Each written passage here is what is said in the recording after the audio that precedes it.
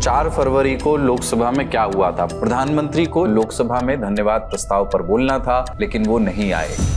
कहीं ऐसी घटना ना हो कि प्रधानमंत्री आए और फिर प्रधानमंत्री के सामने जो है वो कुछ सांसद आ जाए और कोई अप्रिय घटना हो जाए, इसको ध्यान में रखा गया। अप्रिय घटना, ये क्या बात हो रही है हिमांशु जी, कहाँ रह रहे हो आप? एक जानकारी उनके पास पहले ही आ गई थी लोकसभा सेक्रेटरीट के पास कि कुछ महिला सांसद जो है वो बैनर और पोस्टर लेकर आ रही है। महिला एमपीज जो प्लेकार्ड लेकर आ रही थी, कोई चाकू छुरी लेकर तो नहीं आ रहा है ना संसद में? नहीं प्लीज। ना आरएम, ना एचएम, ना पीएम, कोई भी संसद में नहीं आए थे 5 बजे के बाद। कोई भी पहली लाइन की पंक्ति में चेयर पे नहीं था। और अगर पीएम बोलने वाले होते और परिस्थिति खराब होने वाली होती तो स्पीकर आते। स्पीकर साहब नहीं आए थे, तो यानी कि पहले ही से तय था कि पीएम नहीं आएंगे और पीएम नहीं बोले। ऐसी बात मैंने कभी नहीं सुनी है इतने साल संसद कवर करने कि फिजिकल अटैक हो सकता है प्रधानमंत्री पर। ये गंभीर बात है। राहुल गांधी ने जिस तरह से कहा कि अगर प्रधानमंत्री आएंगे तो मैं जाकर उनको किताब की कॉपी दूंगा, ये मुझे लगता है एक एम्बैरेसिंग सिचुएशन बन रही थी। और उस एम्बैरेसिंग सिचुएशन में शायद प्रधानमंत्री के सलाहकार ने सोचा कि क्यों इसमें पड़े, राज्यसभा में जाकर बोलते हैं। बहुत सी चीजें हो सकती हैं। अगर कोई शंका थी, अगर कोई ऐसा काम हो जाता, ये कोई अप्रिय घटना हो जाती, आप सोचिए उत्तर प्रदेश का वो वीडियो आज तक चलता है, तो आज तो सोशल मीडिया है। हिमांशु मिश्रा की मनोहर कहानियां। मामला इसलिए अड़ गया कि जब निशिकांत दुबे 6-8 किताबें लेके आ गए तो विपक्ष को लगा कि अब हमारी सुनवाई होगी नहीं। पुलिस ऑफिशियल्स एक रिंग बना करके, एक घेरा बना करके उनको एस्कॉर्ट करते हुए आए थे। काले डफल बैग में वो किताबें और अपने कागजात लेकर के आए थे। So there was a method behind व्हाटएवर हैपेंड। अगर आप निशिकांत दुबे का जो डिवीजन नंबर है यानी सीट नंबर है वो देखेंगे तो बिल्कुल प्रधानमंत्री के पीछे तीसरी या चौथी रो में है, तो वो प्रधानमंत्री के साथ से होते हुए जाना था। ऐसे में कोई अप्रिय घटना हो सकती है। तो निशिकांत दुबे किताब दिखाएंगे, ये मैच फिक्स था और इसीलिए हंगामा हम लोग करेंगे और हम लोग निशिकांत के खिलाफ कार्रवाई चाहेंगे, क्योंकि ये चेयर की मिलीभगत है। ये उनका आरोप था कि हमने गैलरी में इनको खड़े देखा था और आप देखिए कि इनका माइक म्यूट क्यों नहीं किया गया। बशीर बद्र साहब ने कहा था कि दुश्मनी जमकर करो, मगर इतनी गुंजाइश रहे कि कभी दोस्त बने तो शर्मिंदगी ना हो। जो बैनर है इसमें लिखा था जो उचित समझो वो कर। Brought to you by Sensodyne DSP and Goldi Masale। नया सेंसोडेंट डीएसपी नर्व्स को प्रोटेक्ट करे और इनामल को repair. Feel the relief with सेंसोडेंट DSP.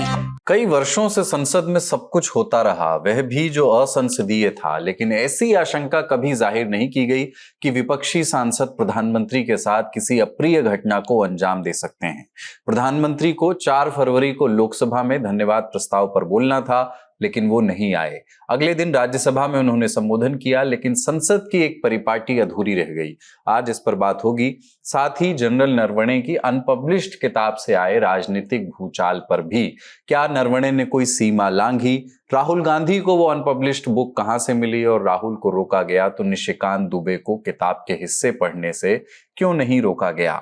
और फिर कांग्रेस जो मुद्दे सदन में उठाती है उनका चुनावी फायदा उसे क्यों नहीं मिलता है?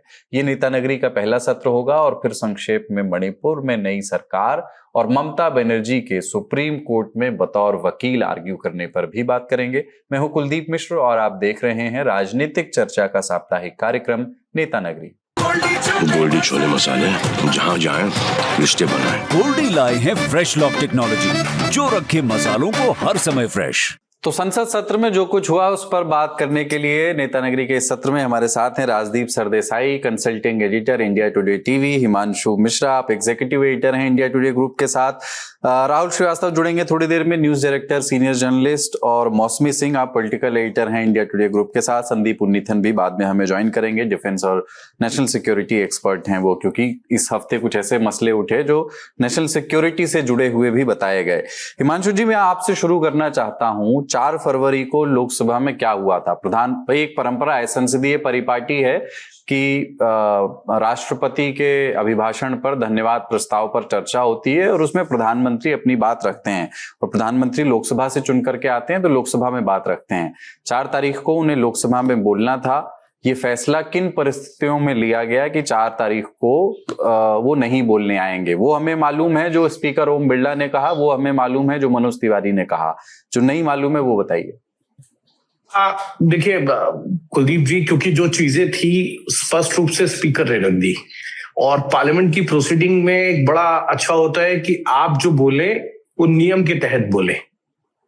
बड़ी चीज ये है कि जब 3 दिन से सदन की कार्रवाई नहीं चल रही थी, क्योंकि राष्ट्रपति के अभिभाषण पर जो धन्यवाद प्रस्ताव था उसकी चर्चा की शुरुआत सोनेवाल ने की थी। सर्बानंद सोनेवाल है, केंद्र सरकार में मंत्री हैं, उन्होंने की। उस पर जो है सेकंड वक्ता जो थे वो तेजस्वी सूर्या थे। उसके बाद जो है राहुल गांधी को बोलना था। राहुल गांधी एक किताब का जिक्र कर रहे थे।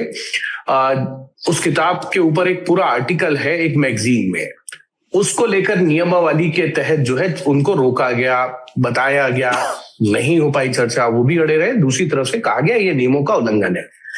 अब क्योंकि 2 दिन ना 2 तारीख को संसद चली, ना 3 को चली और ना ही 4 को प्रधानमंत्री नरेंद्र मोदी को शाम को 5 बजे जो है वो सदन में धन्यवाद प्रस्ताव पर जवाब देना था, क्योंकि वो सरकार के मुखिया हैं और राष्ट्रपति के अभिभाषण में सरकार की सारी जो पिछले 1 साल का लेखा जोखा है उसका हिसाब होता है। बताया जाता है कहाँ सरकार ने क्या क्या अचीव किया और क्या आगे उनकी और भविष्य में रणनीति रहने वाली है।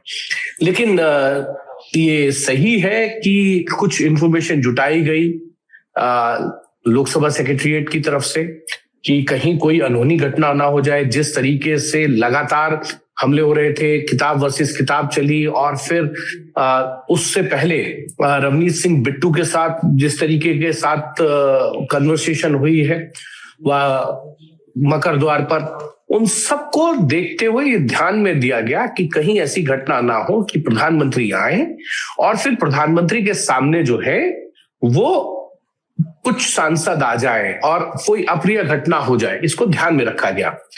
और एक जानकारी उनके पास पहले ही आ गई थी लोकसभा सेक्रेटरीट के पास कि कुछ महिला सांसद जो है वो बैनर और पोस्टर लेकर आ रही हैं और वो सीधा वेल में आएंगी और वेल में प्रधानमंत्री के जो डिवीजन नंबर है, सीट नंबर है, वहां पहुंच जाएंगी। तो वो अप्रिय घटना ना हो ऐसी, उसको ध्यान में रखते हुए ये तय हुआ कि प्रधानमंत्री जो है वो 5 बजे अपना जो जवाब है राष्ट्रपति के अभिभाषण पर वो नहीं देंगे और राष्ट्रपति का अभिभाषण जो है वो बिना प्रधानमंत्री के जवाब के और चर्चा के पारित कर दिया जाएगा सदन से।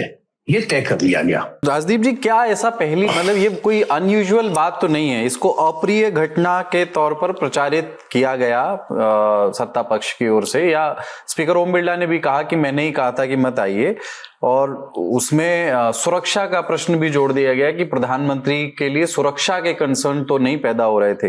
ये बड़ा अनयूजुअल है कि कुलदीप इसमें ना 2 चीजें मैं और जोड़ देता हूँ छोटी सी। सॉरी राजदीप जी से मैं माफी भी मांगता हूँ क्योंकि जब लोकपाल बिल आ रहा था तो उसकी कॉपी जो है वो उस वक्त जो प्रधानमंत्री कार्यालय में मंत्री थे वी नारायण स्वामी, उनके हाथ से लेके फाड़ दी थी।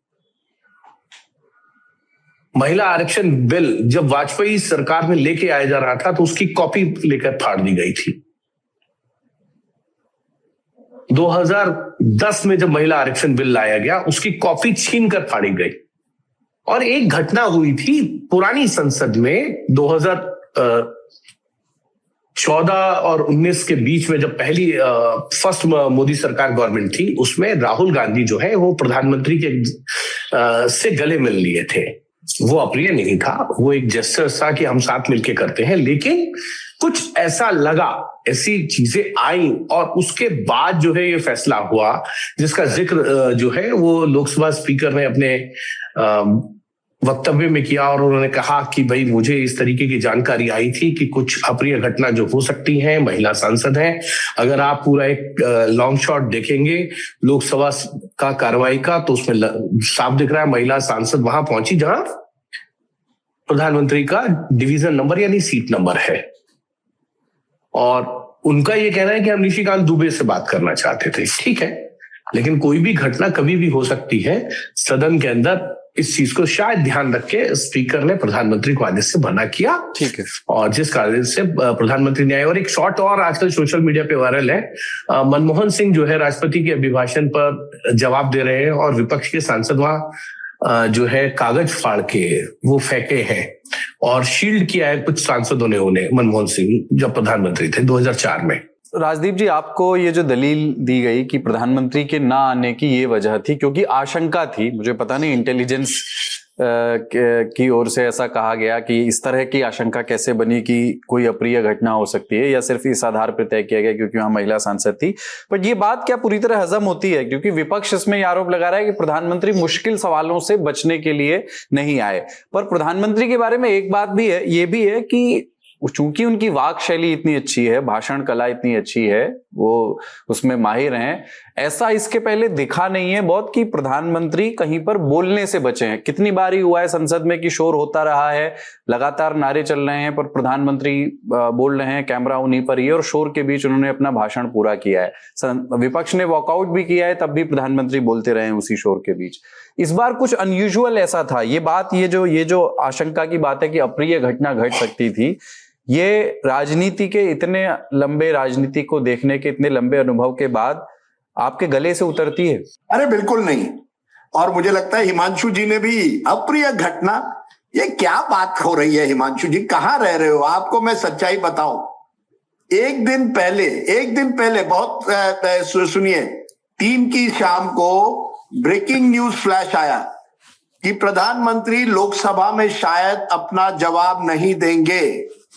ऐसा नहीं है कि 12 बजे या 1 बजे उस दिन, जिस दिन 5 बजे उनको देना था तब ये तय हुआ, या ये आशंका थी कि महिला सांसद प्लैकार्ड लेके, पोस्टर लेके कोई अप्रिय घटना होगी। क्या वाकई कोई भी समझदार व्यक्ति सोचेगा कि प्रियंका गांधी वाड्रा या ज्योति मनी या महुआ मोइत्रा या जो भी सांसद है वहां, वो क्या प्रधानमंत्री को फिजिकली अटैक करेंगे? आप चर्चा कर रहे हैं 2 तारीख के लिए। वो जो खबर आई थी, वो खबर मैंने ही फ्लैश की थी कि अब प्रधानमंत्री के वक्तव्य के बिना राष्ट्रपति के अभिभाषण का प्रस्ताव पास होगा, और वो 3 तारीख की रात की है। 4 तारीख को प्रधानमंत्री का 4 तारीख की रात की है। 5 तारीख को राष्ट्रपति का अभिभाषण जो है वो लोकसभा से पारित किया गया। आप दोनों चीजों को ट्विस्ट कर रहे हैं। मैं कोई ट्विस्ट नहीं कर रहा हूं। अरे सर, इस प्रोग्राम पर यह कह दिया है कि प्रधानमंत्री बोलने नहीं आए क्योंकि ये मैंने ये कहा, आपने उसको फिर मैं दोहरा देता हूं अगर आपने उस वक्त नहीं सुना। मैंने ये कहा कि लोकसभा सेक्रेटरीएट पे जानकारी थी कि कुछ अप्रिय घटना हो सकती है, जिसका जिक्र स्पीकर ने चेयर से किया जी। वो 5 तारीख की बात है। बिल्कुल। मैंने जो आप प्रधानमंत्री के भाषण की बात कर रहे हैं वो 4 तारीख को होना था जी। और 4 तारीख की रात को ये खबर आई कि अब ये जो बिल है वो राष्ट्रपति के अभिभाषण के बिना पारित कर दिया जाएगा कल। नहीं, सच्चाई ये है कि आज हिमांशु जी इस प्रोग्राम पर आकर कह रहे हैं कि इंटेलिजेंस थी स्पीकर। मैंने इंटेलिजेंस नहीं कहा। लोकसभा सेक्रेटेरिएट को एक सेकंड, जानकारी कहां से आती है? सांसदों से आती है। आपने कहा लोकसभा सेक्रेटेरिएट को आशंका थी कि कोई अप्रिय घटना हो सकती है।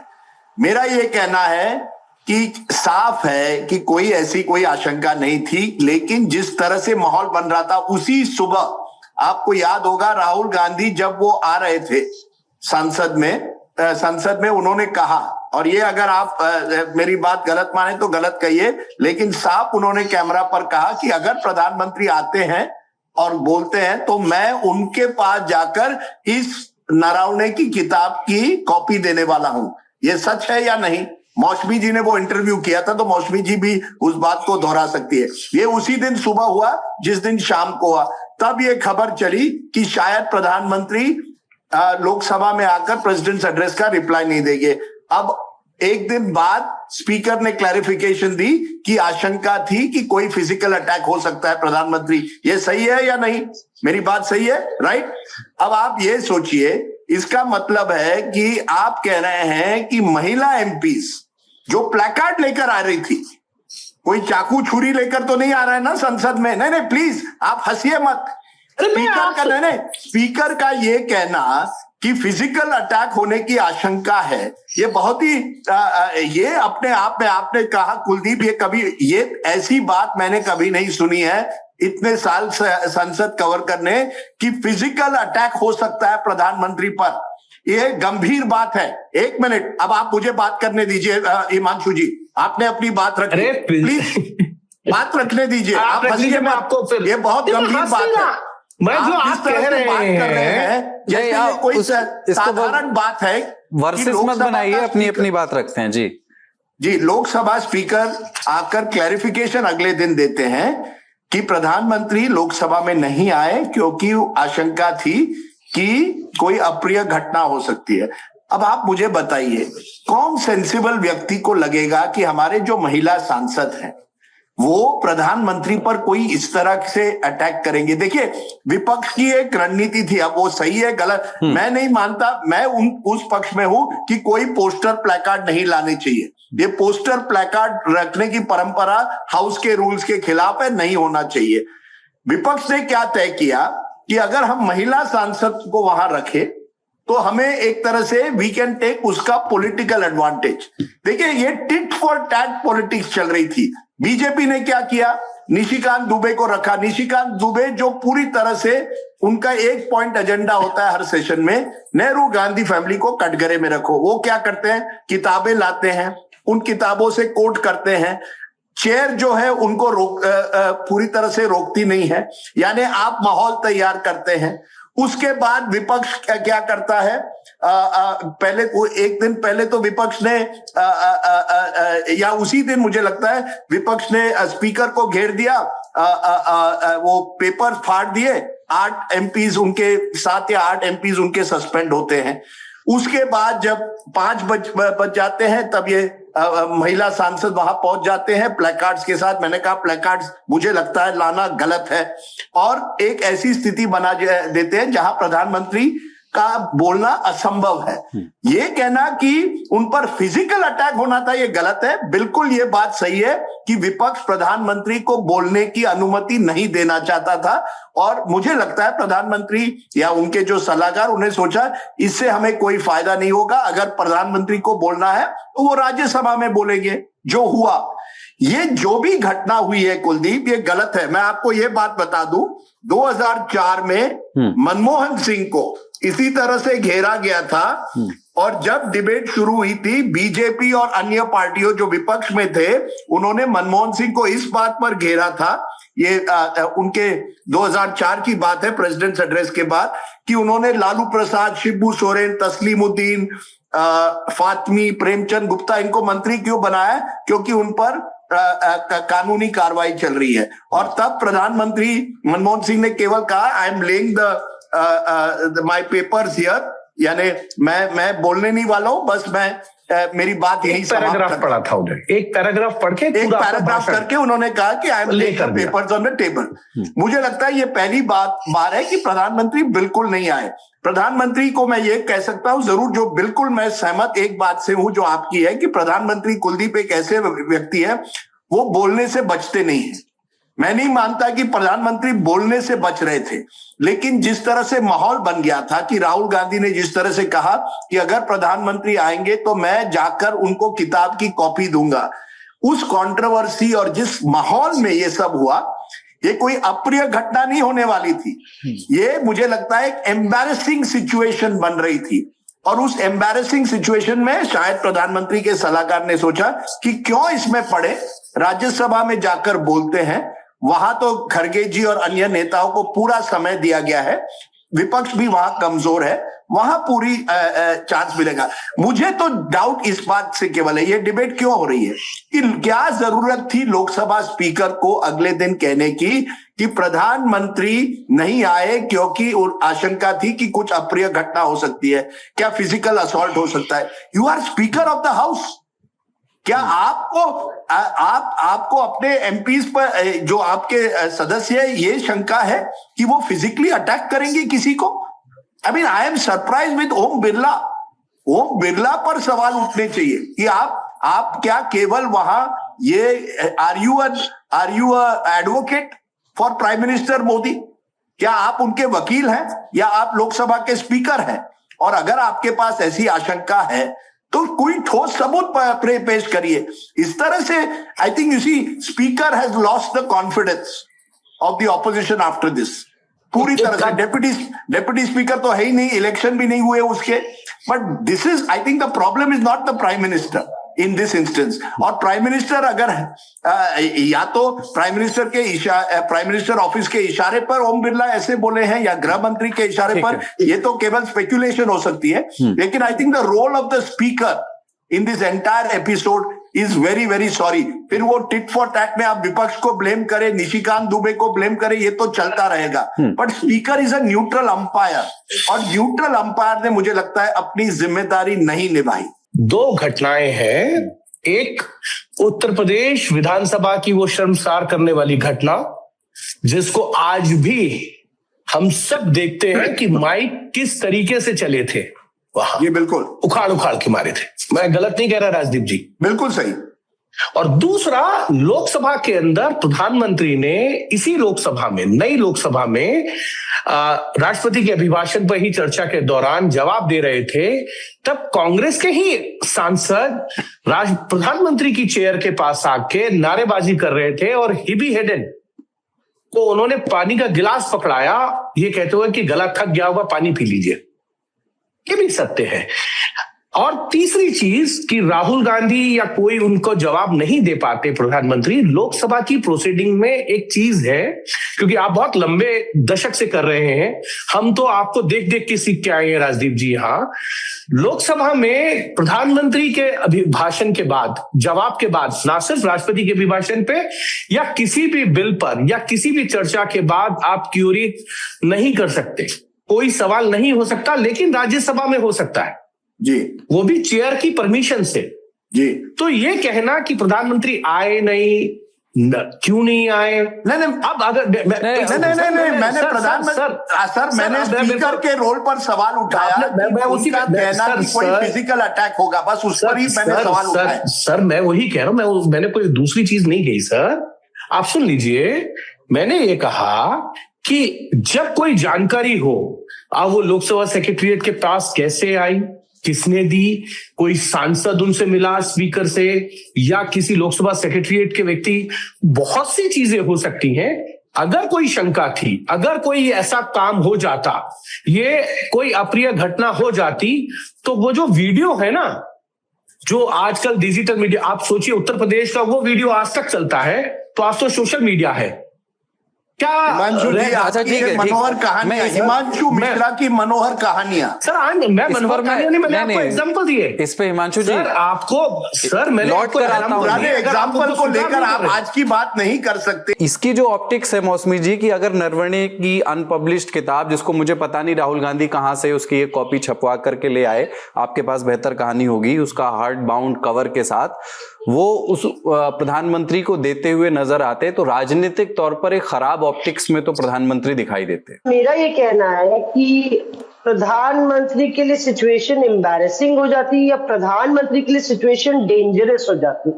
उनके ऊपर उनका विरोध होता है या उन पर अटैक होता है, इन दोनों चीजों को बहुत बुरी तरह मिला दिया गया। और एक सियासत अपनी जगह होती है, जब अंपायर हो तो अंपायर से ये उम्मीद होती है और देश की जनता को भी होती है कि एक उचित पिक्चर लोगों के सामने रखे। मुझे लगता है कि जो हुआ वो डैमेज कंट्रोल ज्यादा था 5 तारीख को स्पीकर का इस तरह से कहना। और अगर आप देखें सीक्वेंस ऑफ इवेंट्स, जो आप बोल रहे हैं कि जनरल नरवणे की किताब को लेकर राहुल गांधी दूसरे दिन आए, उससे पहले एक दिन पहले मैंने ही राहुल गांधी से, जब वो बोल रहे थे और उनको बोलने नहीं दिया गया, तब उन्होंने बोला कि, मैंने कहा कि आप कह दीजिए जो आपको अंदर नहीं कहने दिया गया, आप बाहर ही कह दीजिए। तब राहुल गांधी ने उसके बाद बोला हाँ वो तो होगा, और उसके बाद दूसरे दिन वो किताब लेके आते हैं, जो मेरे सूत्र बताते हैं कि शायद उनको राइटर से ही वो किताब उन्होंने सोर्स की थी। हालांकि वो किताब दिखाने के लिए या किसी को देने के लिए नहीं थी, पर कांग्रेस के सूत्रों के मुताबिक राहुल गांधी के पास ऐसी परिस्थिति बन गई कि उनको बोलने ही नहीं दिया कि किताब में क्या लिखा है, और इसलिए उनको वो किताब लेके आने पड़ी जो उनको खुद लेखक से मिली। आप जनरल नरवणे से मिली, आप ऐसा कह रही हैं? जी, मुझे ये बताया गया कि लेखक से ही उनको किताब मिली थी और उन्होंने उस किताब को पढ़ा हुआ था। काफी बारी वो उस बात का रेफरेंस इधर उधर दे चुके थे। तो बजट सत्र में उन्होंने उस मुद्दे को उठाने का सोचा।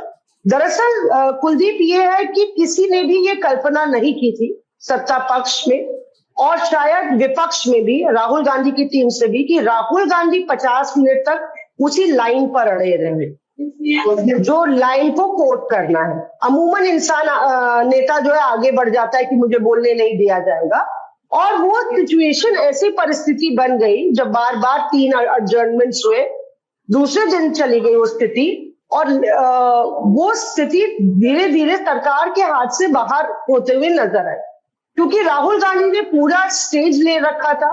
अब उसका क्या इम्पैक्ट जनता में पड़ता है वो अलग बात है, पर उसका विरोध इस कदर हो गया था। अब ऐसी क्या बात थी जो राहुल गांधी, उस आधे लोगों को तो पता नहीं जनता को कि कौन सी बात ऐसी थी राजनाथ सिंह और प्रधानमंत्री के बारे में जो राहुल गांधी बोलना चाहते थे, जो बोलने उनको नहीं दिया जा रहा था।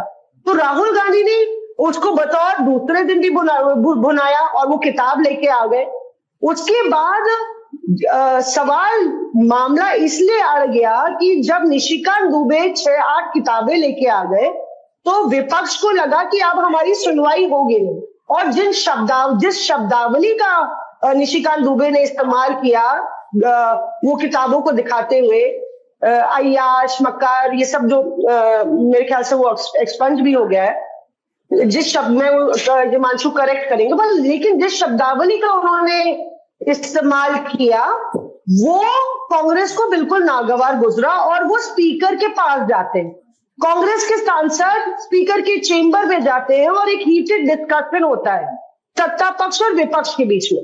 अगर बात को बनना था, प्रधानमंत्री को थोड़े घंटों बाद बोलना था, तो इस तरीके का जो आक्रामक तेवर सत्ता पक्ष के एक ऐसे सांसद की ओर से आया जिसकी बुरी बुरी प्रशंसा प्रधानमंत्री एक ही दिन पहले मीटिंग में करते हैं। तो यही बात प्रियंका गांधी ने बोली कि निशिकांत दुबे वही करते हैं जो सत्ता पक्ष चाहता है। और उन्होंने बोला कि अगर, और एक बात जो राहुल गांधी ने कह दी थी कि हम किताब देंगे प्रधानमंत्री को, दूसरी बात प्रियंका गांधी ने उसी 2 घंटे पहले कह दी कि अगर एलओपी को नहीं बोलने दिया जाएगा तो हम इनको भी नहीं बोलने देंगे। तो ये क्लियर हो गया था कि विपक्ष जो है बेहद आक्रामक होने वाला है। पर प्रधानमंत्री तो देखिए ना, मल्लिकार्जुन खड़गे साहब जब नारेबाजी कर रहे थे तो राज्यसभा में प्रधानमंत्री ने कहा अपने अंदाज में, वो बहुत ही ज्यादा प्रखर वक्ता है, उन्होंने बोला खड़गे साहब की उम्र को देखते हुए हमें लगता है कि वो बैठ के नारे लगा ले तो बेहतर है। तो प्रधानमंत्री ऐसी कौन सी सिचुएशन है जो उनके लिए एम्बैरेसिंग, वो उनका इतना बड़ा सियासी सिचुएशन को हैंडल कर लेंगे। और यही चीज मुझे एक बड़े नेता ने दिन में कही थी, यानी कि सुबह तक ये नहीं था कि प्रधानमंत्री नहीं बोलेंगे, 5 बजे बोलेंगे, ये लगातार टीवी चैनलों पे चल रहा था। दोपहर को निशिकांत दुबे के बाद बोलने के बाद सिचुएशन बिगड़ी है और प्रधानमंत्री नहीं बोले। ये जब स्पीकर ने कोई कार्रवाई नहीं की, 4 बजे प्रियंका गांधी गई स्पीकर से पूछने के लिए कि आप निशिकांत दुबे पर कार्रवाई करेंगे, तो उन्होंने बोला अभी तक जवाब नहीं आया। ये मुझे कांग्रेस के एक सांसद ने बोला कि स्पीकर ने कुछ भी नहीं कहा और speaker is helpless, quote unquote Congress MP, वही महिला एमपी जिन्होंने बाद में हमें इंटरव्यू दिया। और हमने मिनटों बाद उन महिला एमपीज का इंटरव्यू किया जो कह रहे थे हम निशिकांत दुबे को बुला रहे थे कि निशिकांत दुबे तुमने महिलाओं के बारे में जो बोला है आके हमें बताओ। ठीक है राहुल जी, उस वक्त ना आरएम, मैं कंप्लीट करती हूँ, ना आरएम, ना एचएम, ना पीएम, कोई भी संसद में नहीं आए थे 5 बजे के वक्त, कोई भी पहली लाइन की पंक्ति में चेयर पे नहीं था। और जब तक वो लोग चेयर के पास पहुंचे हाउस अडजर्न हो गया। हाउस शुरू होते ही अडजर्न हो गया था, और अगर पीएम बोलने वाले होते और परिस्थिति खराब होने वाली होती तो स्पीकर आते। स्पीकर साहब नहीं आए थे, किसी दूसरे को भेजा था उन्होंने, संध्या को चेयर पे, तो यानी कि पहले ही से तय था कि पीएम नहीं आएंगे और पीएम नहीं बोले। राहुल जी, मतलब आप लंबा अनुभव आपका भी पार्लियामेंट को कवर करने का, जो कुछ हो रहा है उसको किस दृष्टि से देखते हैं? अमेज होकर देखते हैं आप कि अब चौंकना छोड़ दिया है लगभग? कुलदीप, देखिए ऐसा है कि बशीर बद्र साहब ने कहा था कि दुश्मनी जमकर करो, मगर इतनी गुंजाइश रहे कि कभी दोस्त बने तो शर्मिंदगी ना हो। लेकिन अब ब्रेकडाउन पार्लियामेंट में इतना कंप्लीट है, 2 ब्रेकडाउन में, वो ब्रेकडाउन इतना कंप्लीट है कि अब उसको बदलना पड़ेगा कि दुश्मनी जमकर करो मगर इतनी गुंजाइश रहे कि बगल में खड़े हो तो जूता पैजारी ना हो। ये स्थिति इस समय आ गई है। ब्रेकडाउन की स्थिति ये है, if you look at every element, मैं राजदीप के पॉइंट से एग्री करता हूं कि किसी आशय से, किसी आशंका से सदन चलने नहीं रुका करते।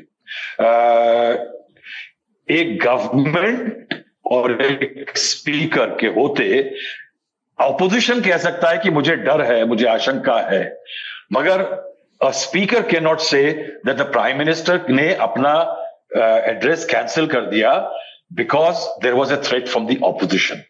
दूसरी तरफ अगर आप इसमें पूरा घटनाक्रम देखें तो मैं इंटरेस्टिंग चीज ये बताता हूं कि निशिकांत दुबे, जो मौसमी ने बातें करी कि वो 8-10 किताबें लेकर के आई, बेसिकली बैंड किताबें, I don't know how he can have this books. Officially वो किताबें नहीं हो सकती क्योंकि वो देश की स्टिल बैंड बुक्स में आती है कैटेगरी में।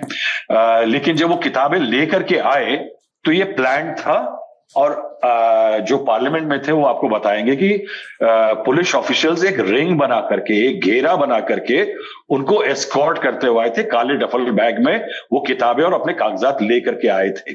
सो there was a method behind व्हाटएवर हैपेंड।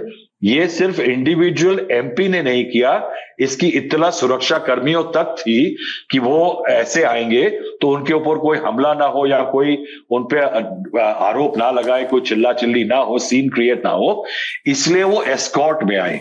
तो मौसमी जो बात कह रही थी that there was a method to it, ये ऐसे नहीं हुआ करता कि ऐसे ही हो जाता है।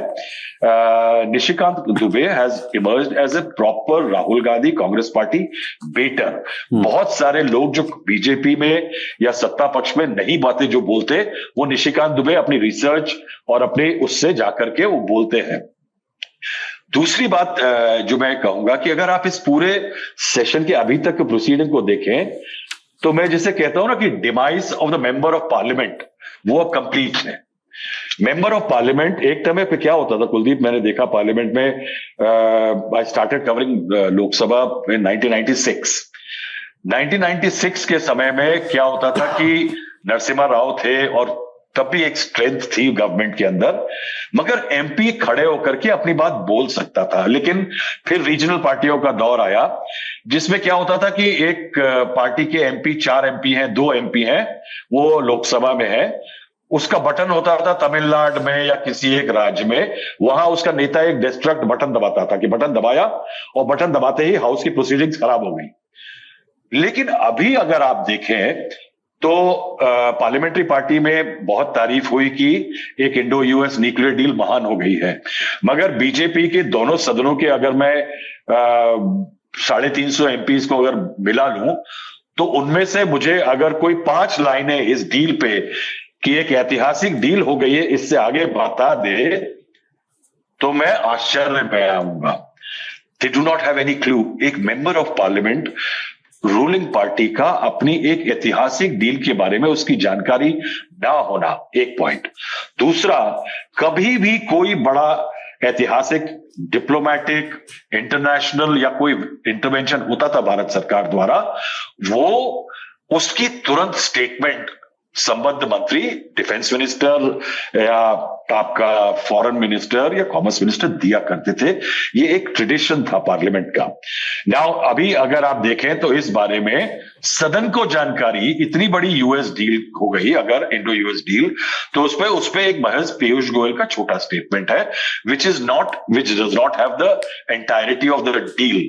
यानी अगर आप किसी सांसद से मैं सवाल पूछ लूं, मान लीजिए कि डोनाल्ड ट्रंप ने अपने ट्वीट में कहा कि $500 बिलियन का सामान भारत खरीदेगा, तो मैं ये कहूं किसी सांसद से कि साहब ये बताइए कि आपके बजट में $500 बिलियन कहां है, वो जो अमेरिका का माल आप खरीदने वाले हैं, तो मेंबर ऑफ पार्लियामेंट के पास वो हक नहीं, वो नॉलेज या इंफॉर्मेशन नहीं होगी। इसके कारण क्या हुआ है कि ब्रेकडाउन जो हुआ है, उसके कारण दूसरी तरफ जो है ऑपोजिशन का ब्रेकडाउन है। जैसे बाकी लोगों ने भी कहा कि आप सदन में ये फिक्सेट होकर के आएंगे कि मेरे को कहीं ना कहीं इस बैटल को बीजेपी नहीं वर्सेस नरेंद्र मोदी बनाना है। अगर आप पिछले कुछ सालों का पूरा पैटर्न देखें, पैटर्न्स क्या है कि आपने एक गुरिल्ला वॉरफेयर शुरू कर दी है हाउस के अंदर, क्योंकि आपको मिलता है कि वो कोडैक और पिक्सल मोमेंट क्रिएट होते हैं, वो आप उसके जरिए कर सकते हैं। नाउ अगर आप देखें बिट्टू को, जो बिट्टू है सांसद बीजेपी पे आ गए कांग्रेस से, उसको ट्रेटर बुलाया जाना। देखिए इस तरह का वाद विवाद मैंने होते देखा है, पार्लियामेंट के अंदर बोल देते हैं लोग, फिर वो स्ट्राइक ऑफ हो जाता है। मगर एक लीडर ऑफ ऑपोजिशन, उसकी अगर मर्यादा अंदर भंग हुई एक लेवल पे कि उसको बोलने नहीं दिया गया। मैंने देखा है सत्ता पक्ष में राज्यसभा में Arun Jaitley was the leader of the house, अगर लीडर ऑफ ऑपोजिशन खड़े होते थे गुलाम नबी आजाद, तो अरुण जेटली बोलते बोलते बैठ जाते थे। अरुण जेटली बोलते बोलते बैठ जाते थे। मैंने अटल बिहारी वाजपेयी जी जब लीडर ऑफ ऑपोजिशन थे, बजट के बाद एक स्पीच हो रही थी, मनमोहन सिंह रिप्लाई कर रहे थे, और उसमें मनमोहन सिंह के बोलने के बीच में जब अरुण जेटली खड़े हुए, तो अटल बिहारी वाजपेयी खड़े हुए, तो मनमोहन सिंह बैठ गए थे। ये पार्लियामेंट के अंदर लीडर ऑफ ऑपोजिशन की एक स्टेटस हुआ करता है। Leader of opposition is the best filter that a parliament has, a house has.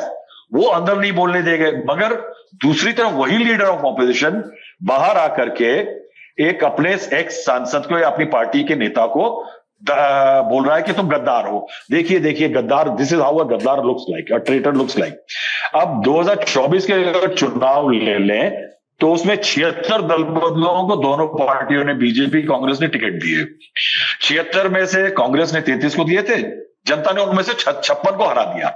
लेकिन अभी भी जो एमपीज की अगर देखा जाए, तो काफी सारे दल बदलू एमपी हाउस में हैं। क्या ये रोज बैठ करके एक दूसरे को गद्दार बुलाया जाएगा? क्या ये ट्रेटर बुलाया जाएगा? उसके अलावा राहुल गांधी ने रियलाइज कर ली है मकर द्वार की value. Makar Dwar has emerged as a new Jantar Mantar of protest by members of parliament, leader of opposition and top parties. आप देखिए कि मकर द्वार पे अगर पिछले कुछ सालों की फेहरिस्त उठाइए तो कितना कुछ हुआ है। सारंगी साहब को धक्का मुक्की में चोट हुई, प्रोटेस्ट हो रही थी, बीजेपी वाले प्रोटेस्ट कर रहे थे। यह हुआ था 19 दिसंबर 2024 में शायद। हिमांशु अगर मैं गलत नहीं कह रहा हूं तो, if I am not wrong, 11 दिसंबर 2024 को क्या हुआ, राजनाथ सिंह आ रहे थे हाउस के अंदर जाने के लिए, तो राहुल गांधी उनकी तरफ एक झंडा लेकर के भागे, उनको झंडा दिया, उनको गांधीगिरी में फूल देने की कोशिश करी। अब राजनाथ जी जरा धीर गंभीर टाइप के आदमी है, वो चुपचाप कट लिए अंदर, क्योंकि एम्बैरेसिंग हो, क्योंकि 50 कैमरा खड़े हैं वहां पे। उसके बाद अब आप देखिए कि वहीं मल्लिकार्जुन खड़गे को धक्का लगा, उन्होंने कहा कि मुझे धक्का दिया गया। उसके बाद आप अभी फिलहाल शशि थरूर साहब की चोट लग गई वहीं पार्लियामेंट, उसी मकर द्वार पे।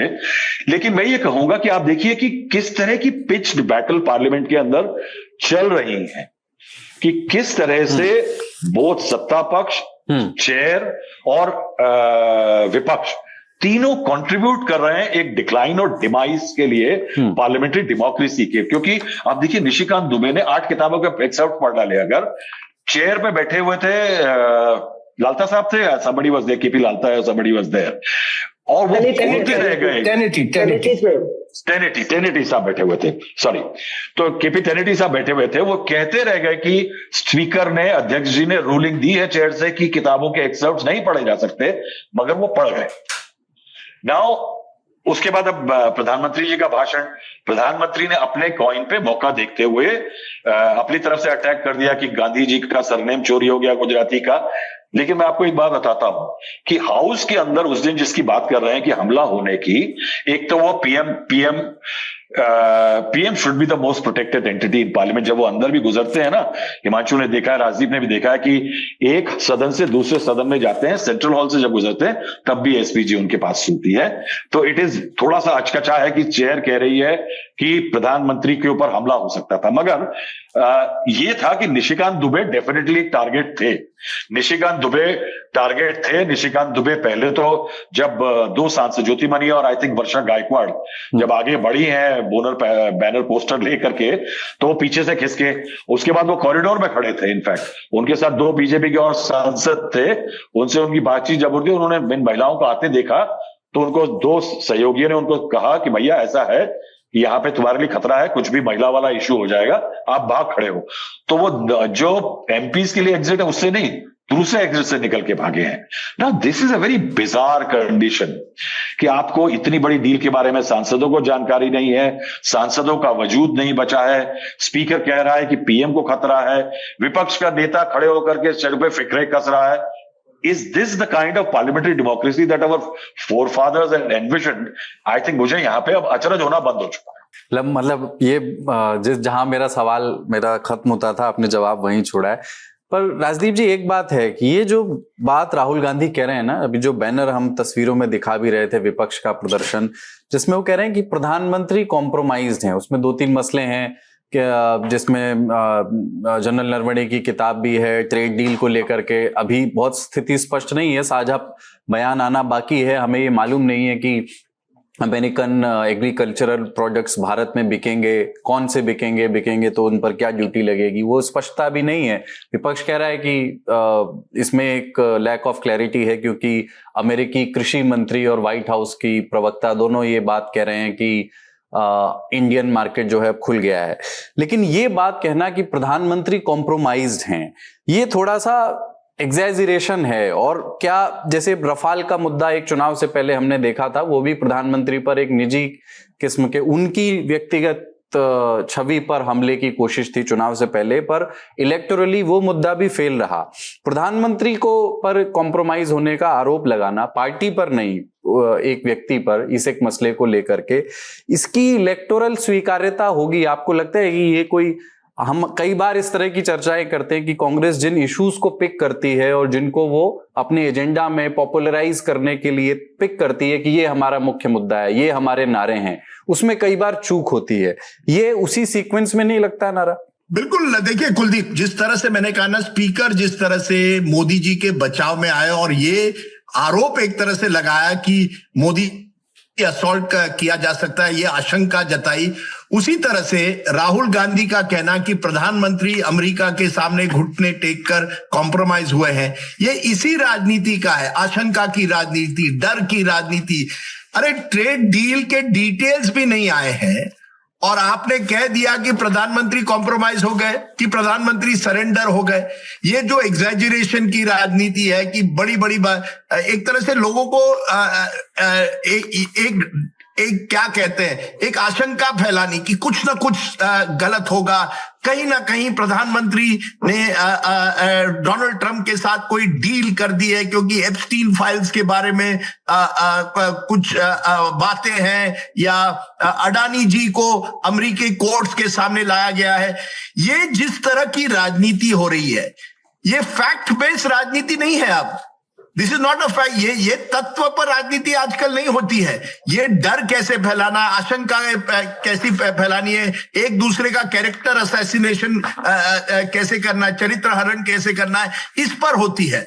और यही मुझे लगता है सबसे बड़ी प्रॉब्लम है। अगर राहुल गांधी पहले दिन उन्होंने नरवणे की बात उठाई, स्पीकर ने उनको बोलने नहीं दिया, दूसरे दिन उनको मौका था क्योंकि ट्रेड डील की अनाउंसमेंट हुई थी, आप ट्रेड डील पर बहस करिए ना, लेकिन ये केवल सीधे वहां पोस्टर लगाना और कहना कि प्रधानमंत्री जो है, जैसे 7-8 साल पहले आपने सही कहा चौकीदार चोर है। देखिए ये नारेबाजी पर ना मुझे नहीं लगता आप एक तरह से जनता का विश्वास जीत सकते हैं। चुनाव छोड़िए, चुनाव कैसे जीता जाता है इस देश में वो अलग बात है, लेकिन जिस तरह की नैरेटिव चल रही है दोनों तरफ से, बीजेपी देखिए, अब आप आज की तारीख में 2026 में नेहरू पर एक के बाद एक आरोप लगाते हैं। नेहरू जी की का देहांत हुआ 1964 में। अब आप इतने सालों बाद, 62 सालों के बाद नेहरू जी के बारे में, और किस भाषा में, जिस तरह से निशिकांत दुबे ने जो भाषा का प्रयोग किया, उसी तरह से जब आप प्रधानमंत्री पर इस तरह से गंभीर आरोप अगर लगाए तो आपको तत्व पर करना पड़ेगा। अगर आपके सामने आज डील होती, डील के डिटेल्स होते और आप तत्व पर बता सकते कि इस डील में प्रधानमंत्री ने कॉम्प्रोमाइज किया है, तो बात अलग है। लेकिन क्या हुआ ना, आज सब सोशल मीडिया के जमाने में हिट एंड रन पॉलिटिक्स करते हैं। कुछ बोल दो, कहीं वो चिपक जाए तो चल जाए बात। ऐसी राजनीति नहीं होती है जो अभी राहुल जी ने भी कहा। इस लेवल से हल्के तरीके से अगर आप राजनीति करें तो उससे आपको फायदा नहीं होगा। जो मुझे लगता है बिट्टू और राहुल गांधी के बीच पे भी हुआ, वो एक नॉन सीरियस पॉलिटिक्स दर्शाता है। देखिए, आपने किसी को ट्रेटर कर दिया, बीजेपी ने फिर उसको ट्विस्ट कर दिया कि आप सिखों के विरोध में हैं, फिर कोई देश के दुश्मन कहता है राहुल गांधी को, आप एंटी नेशनल है। इस तरह से क्या क्या चीजें राहुल गांधी के बारे में भी कही गई है। बीजेपी ने क्या क्या चीजें उनके बारे में, उनके परिवार के बारे में, उनके पर्सनल लाइफ के बारे में, इसके पहले सोनिया गांधी के बारे में कही है। ये गलत है। ट्रेड डील पर हमने ब्रीफली चर्चा की, पर एक लैक ऑफ क्लैरिटी उसमें रही। थोड़ा अभी स्पष्टता आ जाएगी, थोड़ा समय लगेगा। पर क्या ऐसा हुआ था, मतलब अगर आपकी जानकारी हो, कि प्रधानमंत्री और ट्रंप के बीच बातचीत हुई, दोनों ने पुष्टि भी की, पर जो डील की निटी ग्रिटीज हैं वो तय नहीं हुई थी। और व्हाइट हाउस की प्रेस सेक्रेटरी की ओर से जो बयान आए या जो बातें वहां की कृषि मंत्री ने कही, वो बिना तय हुए ही वहां पब्लिक में कह दिया गया, जबकि बातचीत अभी चर्चा चली रही थी कि क्या क्या होगा और क्या क्या नहीं होगा।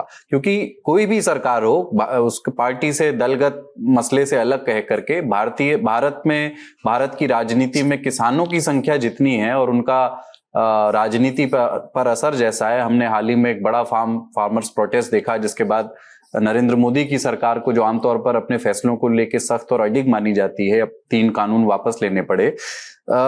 ये तो नहीं हो सकता कि किसानों को नाराज करने का जोखिम लिया जाए। पर यह भी एक बात है कि डील की घोषणा किए हुए बहुत समय हो गया, अभी जब हम बात कर रहे हैं, अभी तक तो स्पष्टता का अभाव है। साझा बयान आने में बहुत समय है। आमतौर पर जब डील सब कुछ तय हो जाता है, जब अनाउंसमेंट हो जाता है, उसके 1-2 दिन बाद साझा बयान आ जाना चाहिए। हफ्ते भर का लगभग इसमें समय लग रहा है। तो क्या निटी-ग्रिटीज की चर्चा की जा रही थी, अभी तक चल रही थी? अभी पूरी तरह स्पष्ट नहीं था कि किरण रिजिजू को भी नहीं पता है, पीयूष गोयल को भी आधा अधूरा पता है। फाइनेंस मिनिस्टर से कहीं विदेश में पूछा, माफ कीजिएगा, फॉरेन मिनिस्टर से विदेश में पूछा गया तो उन्होंने कहा कि ये तो ट्रेड से जुड़ा विषय है और कॉमर्स मिनिस्टर का विषय है, तो वो बेहतर बता पाएंगे। देखिए, 8 महीने से यूएस की तरफ से और भारत की तरफ से दोनों प्रतिनिधिमंडल, भारत का प्रतिनिधिमंडल जो है यूएस गया, यूएस का प्रतिनिधिमंडल जो है वो भारत आया और लगातार बातचीत, नेगोशिएशंस हो रहे थे। भारत की तरफ से ये इंश्योर करने की कोशिश की गई है कि एग्रीकल्चर सेक्टर में, डेयरी फार्मिंग में किसी भी तरीके का कोई कॉम्प्रोमाइज नहीं होगा। इस चीज को लेकर घोषणा ट्रंप ने की है। जो टैरिफ है वो अब 18% है। जो कई ऐसे देश हैं जो अमेरिका में एक्सपोर्ट कर रहे हैं, उनके ऊपर जो टैरिफ है या तो उतना ही है या उससे ज्यादा है जो भारत पे लगाया गया है।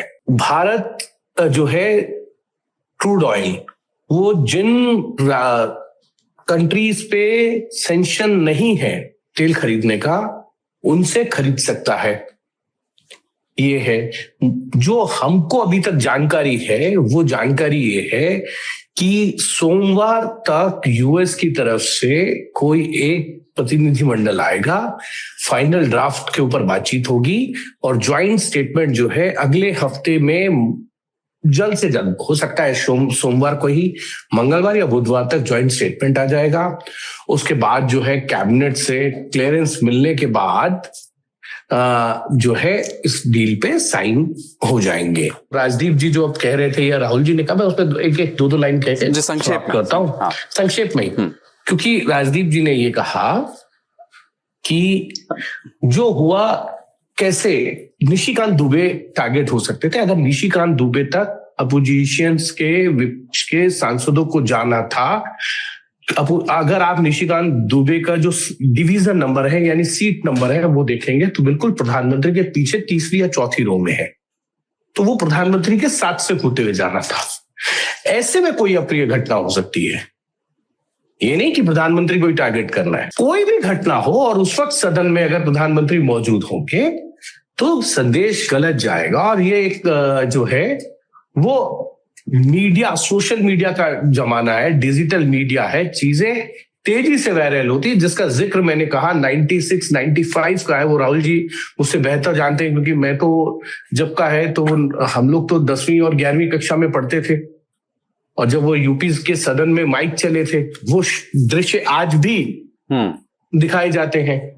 तो वो संदेश गलत की बात है। दूसरा, प्रधानमंत्री ने लोकसभा में भाषण दिया था, एक चर्चा के दौरान विपक्ष जो है प्रोटेस्ट करता रहा।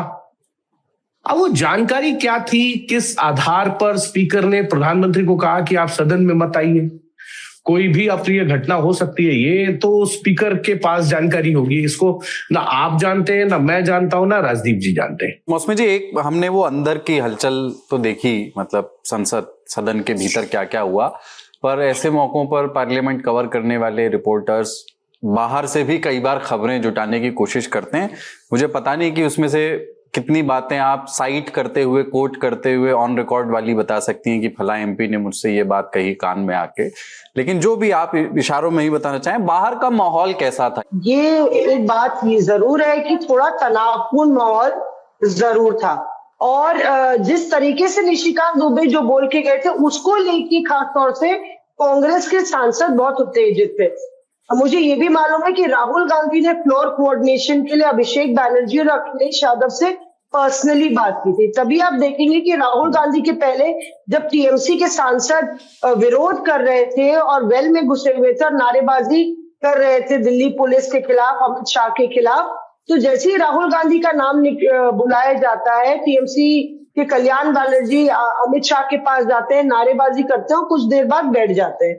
तो एक मैंने ये जरूर देखा कि विपक्ष के सांसद, चाहे वो टीएमसी के सांसद हों, जो सस्पेंडेड सांसद थे, जब वो सस्पेंड हो गए तो उनको वो जीने पे बैठे हुए थे, तो तमाम समाजवादी पार्टी के डिम्पल यादव हो या तृणमूल कांग्रेस के सांसद आके उन लोग से मिल रहे थे, जो कि पहले तस्वीर इस तरह की नहीं देखी जाती थी, क्योंकि राहुल गांधी मतलब कि ऐसा लगता था कांग्रेस जो है अपना एकला चलो रे या अपने ही में रहती है, कंसल्ट नहीं करती, और टीएमसी हमेशा ज्यादा एल्बो रूम तलाशती थी, लेग रूम तलाशती थी कि हम अपनी लाइन चलेंगे।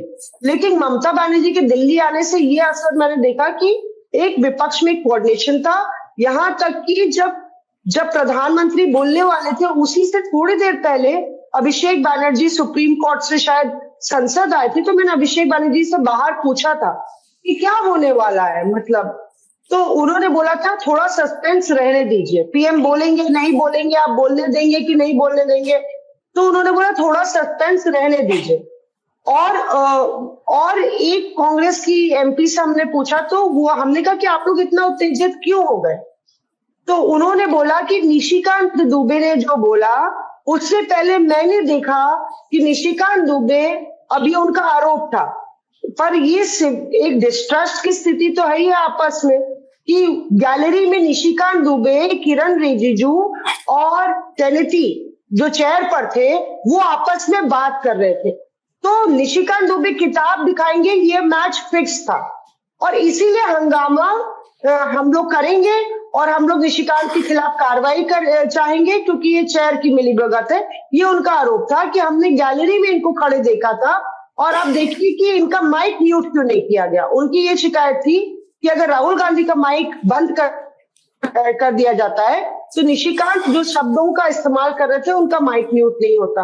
अब जो तस्वीर आप दिखा रहे हैं इसमें हम भीतर थे संसद में, और हमने ये देखा यहाँ पे वो वर्षा गायकवाड़ है, प्रतिभा धारोनकर दिख रही हैं, गनीबेन ठाकुर दिख रही हैं, संजना जाटव दिख रही हैं, और आगे सबसे है ये सब लोग निशिकांत को बुला रहे हैं। हिमांशु सही कह रहे हैं, इन्हीं के पीछे निशिकांत की कुर्सी थी और निशिकांत को ये लोग सब आवाज लगा रहे थे। ये जो बैनर है इसमें लिखा था जो उचित समझो वो कर, वो बैनर खोल ये लोग नहीं पाए। और इसी समय बिल्कुल देखिए, आप देखेंगे कि चेयर उठती है, वो हेडफोन हटाते हैं और हाउस एडजर्न होने का ऐलान हो जाता है। तो एक तरीके से ये तय है अगले हफ्ते भी कुलदीप, ये पूरा चाहे वो एप्स्टीन फाइल्स हो या जनरल नरवाने की किताब हो या यूएस ट्रेड डील पे अडानी का प्रेशर की बात हो, ये सारे मसले उठने वाले हैं। बजट सत्र में बजट पर अब चर्चा होनी है, वो हो नहीं पाएगी, और ये विपक्ष पूरा इसमें एक साथ है। अगले हफ्ते भी ममता की सुनवाई है, मामला चल ही रहा है। तो तृणमूल कांग्रेस के आने से भी एक तरीके से घेराबंदी काफी तेज कर दी है विपक्ष। जब पूरा विपक्ष वॉकआउट करके गया लोकसभा से, तो सुप्रिया सुले ने राष्ट्रपति के अभिभाषण पे बोला है। दूसरा, राज्यसभा में क्योंकि सुप्रिया सुले का पक्ष क्लियर नहीं है मैं वो इसलिए कहा क्योंकि Supriya Sule India block party को रिप्रेजेंट करती हैं और एक मुखर वक्ता है इंडिया ब्लॉक में। थोड़ी परिस्थितियां भी बदली हैं अभी, थोड़ी सी। ठीक है राहुल जी, मैं स्नेहलता श्रीवास्तव हैं, लोकसभा की सेक्रेटरी जनरल नहीं है, उनसे बीबीसी ने उनके हवाले से उनसे बातचीत करके छापा है कि सदन में कोई किताब टेबल करने का या कोई सोर्स टेबल करने की परंपरा क्या है।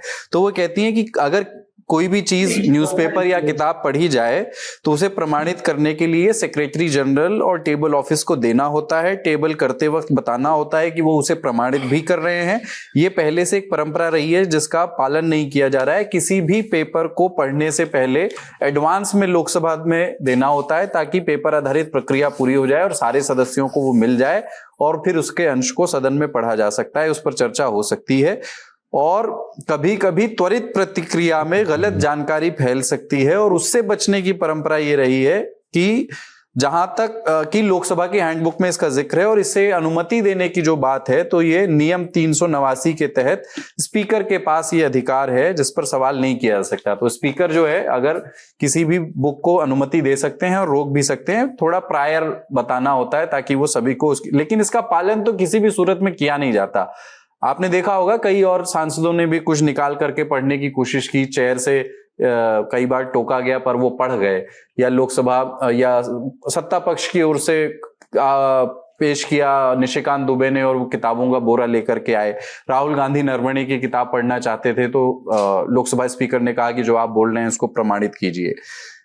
आपने परंपराओं के ह्रास की बात की संसद में, पर क्या नियम जो हैं परंपराओं से इतर नियमों की अनदेखी भी दोनों तरफ से हो रही है जो मौजूदा चर्चा है, और किसी चीज को सोर्स के तौर पर पेश करने की जो बात है उसमें भी फॉल्ट लाइंस को हम बहुत पहले जो है उसकी अवहेलना कर चुके हैं, उल्लंघन कर चुके हैं। देखिए, जहां तक ये किताब पढ़ने का मामला है, किताब पढ़ना, किताबों के एक्सर्प्ट पढ़ना, डॉक्यूमेंट से पढ़ देना, ये जो बिना ऑथेंटिक, उसमें कहा जाता है कि ऑथेंटिकेट कराइए, एग्जैक्ट कोड दिखाइए, सब कानून बहुत सुंदर हैं कुलदीप। कानून उतने ही अच्छे होते हैं जितने उसके मानने वाले हुआ करते हैं, मगर एक बार अगर मानने वाले ये तय कर लें कि मेरे को कानून नहीं मानना है तो इसमें अब कुछ नहीं हो जा सकता। क्योंकि मैं पिछले कुछ सालों से देख रहा हूं कि पुरानी किताबों से कोट करना और चीजों को डॉक्यूमेंट से कोट करना, आर्टिकल से कोट करना विदाउट ऑथेंटिकेशन एक आम प्रक्रिया हो गई है। और इसके लिए कहा जा सकता है कि इस हमाम में सबने बराबर के कपड़े पहने हुए हैं। सिंपल बात ये इस मामले में ये है कि कानून स्पीकर की बात मान्य है, मगर अगर स्पीकर की बात मान्य है तो मैं उससे पहले तमाम इंस्टेंसेस है जिसके अंदर बुक्स को कोट किया गया है। यानी अब तो यह हालत आ गई है कि वो वक्त फिल्म में एक राजकुमार का डायलॉग था कि चिनार सेठ जिनके घरों के शीशे खिड़कियां कांच के होते हैं वो दूसरे घरों में पत्थर नहीं मारते हैं, तो तुम यहां बोलोगे तो मैं दूसरा तुमको बोल करके पीट दूंगा। दूसरा, इस मामले में आप सोचिए कि इंडो यूएस ट्रेड डील पे मुझे आज जब गौरव ने मुझे कहा था शो के लिए और मुझे पता लगा कि हिमांशु आ रहे हैं, तो मुझे लग रहा था कि कम से कम जो पीयूष गोयल को, कॉमर्स मिनिस्टर को नहीं पता है इस डील के बारे में, वो हिमांशु को पता होगी। मगर अभी पता ये लग रहा है कि it is such A well guarded secret कि वो हिमांशु को भी नहीं पता है। ये मेरे लिए आश्चर्य की बात है। लेकिन मैं जो रूल्स और इसकी बात कर रहा हूं उसमें राजदीप ने जो बात कही, वो शूट एंड स्कूट, बोफोर्स के बाद गन जब आई थी ना, तो शूट एंड स्कूट बड़ा टर्मिनोलॉजी फेमस हुआ था कि it's a shoot and scoot gun. अब वो स्पिट एंड रन हो गया है। स्पिट एंड रन, उसमें क्या हो रहा है आप देखिए कि जब हम ये बात कह रहे हैं ना कि पीछे बैठते हैं निशिकांत दुबे, हाथ कंगन को आरसी क्या साहब, कहीं बीजेपी का और स्पीकर का एक सेंस ऑफ कॉशन, मैं उसको जस्टिफाइड भी मान लूंगा, क्योंकि इस सदन में 2018 में हुआ है कि एक नेता विपक्ष के बेंचेस से उठ करके जाकर के प्रधानमंत्री के गले लग जाता है। जब हाउस के अंदर झप्पियां हो चुकी हैं, उसके बाद एक सेंस ऑफ कॉशन तो आ ही जाएगा ना। नाउ आप इस परंपरा को तोड़ चुके हैं, उसके बाद जब नई परंपरा बनेंगे कि चेयर से बोल दिया जाएगा कि प्रधानमंत्री को खतरा था इसलिए प्रधानमंत्री आए, you should be ready for that. जब ये लक्ष्मण रेखा पार कर देंगे तो नई लक्ष्मण रेखाएं खींचेंगी ना साहब। ये क्राइसिस जो पॉलिटिक्स की आ रही है, जो स्पिट एंड रन, और आप कुछ भी बोल दीजिए, एक पैटर्न इमर्ज कर रहा है, आप देखिए लगातार।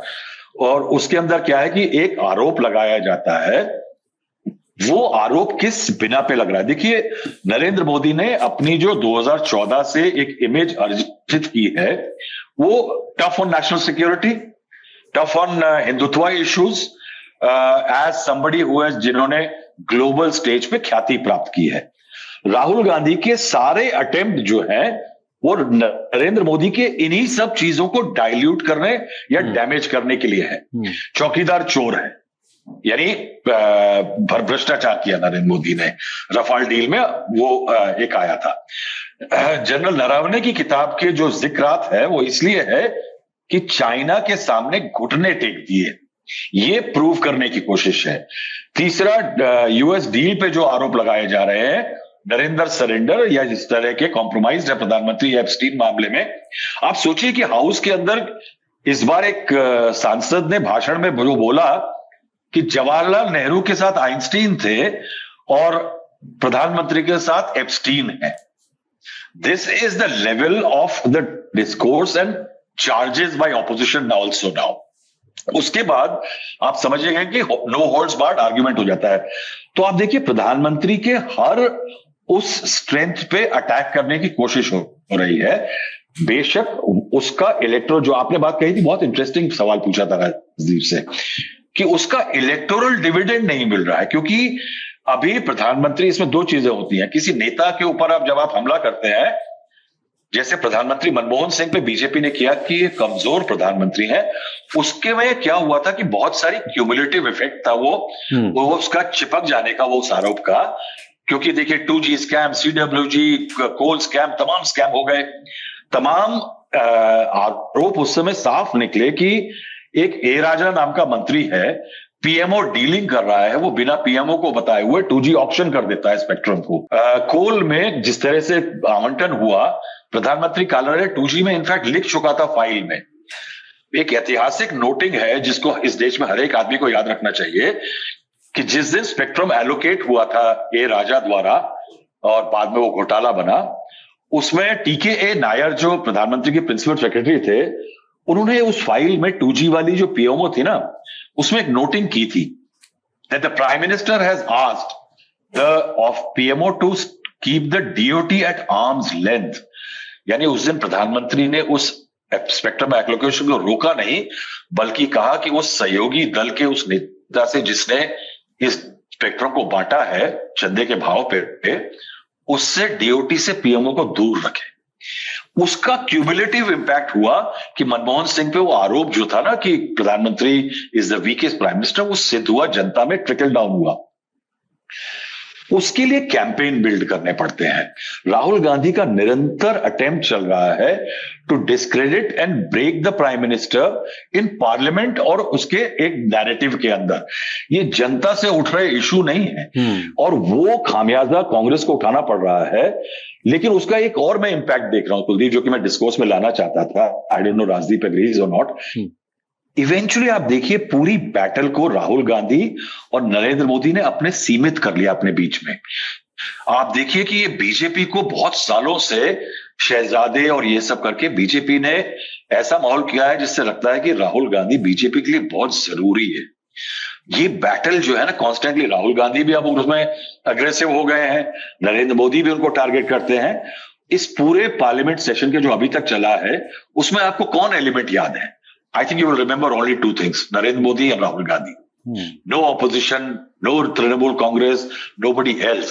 ये एक बड़ी इंटरेस्टिंग स्थिति है कि पॉलिटिक्स को किस तरह से पार्लियामेंट के वाद विवाद से शेप दी जा रही है, that this is a battle between these two leaders. शुक्रिया राहुल जी, मतलब बात यहीं खत्म हो सकती है, लेकिन नेशनल सिक्योरिटी के नजरिए से भी अपन इस मामले को समझ लेते हैं। और जनरल नरवणे की जो अनपब्लिश्ड बुक है जिस पर विवाद हुआ, उस पर बात करने के लिए हमारे साथ संदीप उन्नीथन जी हैं। आप defence and national security expert हैं, लंबे समय तक आपने इस डोमेन की खबरें कवर की हैं। स्वागत है संदीप जी। संदीप जी, सीधा सवाल यही कि क्या जनरल एमएम नरवणे ने कोई ऐसी बात सार्वजनिक कर दी? देखिए, ये तो उन्हें मालूम होगा कि पोटेंशियली पॉलिटिकल भूचाल तो आ सकता है इस बात से, बट क्या कोई कॉन्स्टिट्यूशनल इशू भी था उस बुक में? क्या एक आर्मी चीफ इस तरह के सेंसिटिव इश्यूज को लेकर के इमीडिएट बाद घटना के लिख सकता है, कुछ अपनी रिटायरमेंट के ठीक बाद? उसमें कुछ इस तरह की भी प्रॉब्लम्स थी जो रिवील नहीं होनी चाहिए नेशनल सिक्योरिटी के नाम से?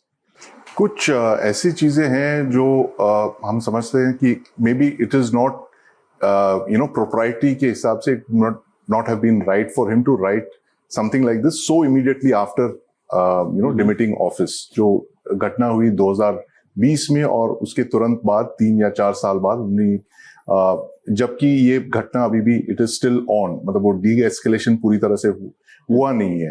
एंड जो हम देखते हैं, हमारी जो सोसाइटी है ओपन सोसाइटी है, डेमोक्रेटिक है हम, और जो हम एडवर्सरी जो हमारी है वो चाइना है, जो हमें कई सालों तक पता नहीं चलता है कि उनकी क्या डिसीजन मेकिंग है, क्या चेन ऑफ कमांड है, क्या प्रोसेस है, किसने किसको कॉल किया। आज तक हमें ये पता नहीं है कि 2020 में चीन ने ऐसा क्यों डिसाइड किया, ऐसा क्यों तय किया कि वो सारे जो पीस एंड ट्रैंक्विलिटी वाले जो हमारे एग्रीमेंट्स थे उनको तोड़ के उन्होंने ऐसे डिप्लॉयमेंट क्यों किया। आज तक हमें पता नहीं है, 6 साल हो गए।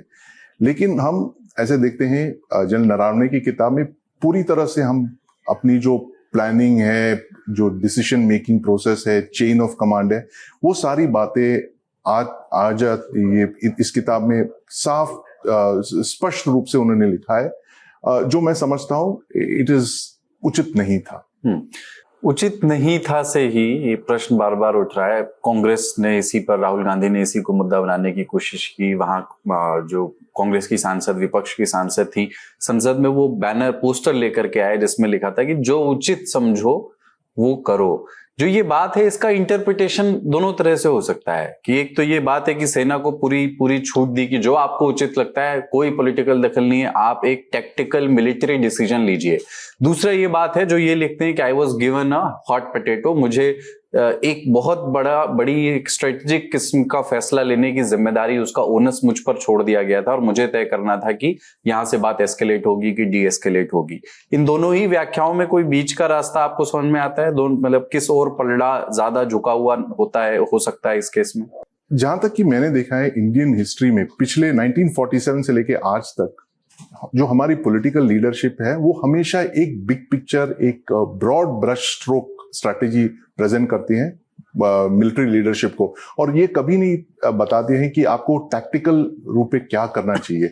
आप देख लीजिए, जैसे कि पराक्रम के वक्त, ऑपरेशन पराक्रम में जब लॉन्च किया गया पार्लियामेंट के अटैक के बाद, जनरल पद्मनाभन जो उस वक्त के आर्मी चीफ थे, उनको बताया गया कि आप डिप्लॉय कीजिए फोर्सेस को। तो आर्मी को डिप्लॉय किया गया। सबसे बड़ी डिप्लॉयमेंट 1971 युद्ध के बाद 2001 जनवरी तक ये खत्म हो चुके हैं। वो डिप्लॉयमेंट पूरे फोर्सेस रेडी थे और बताया जाता है कि general Padmanabhan prime minister Vajpayee के पास गए और बोले कि मेरे आदेश क्या है।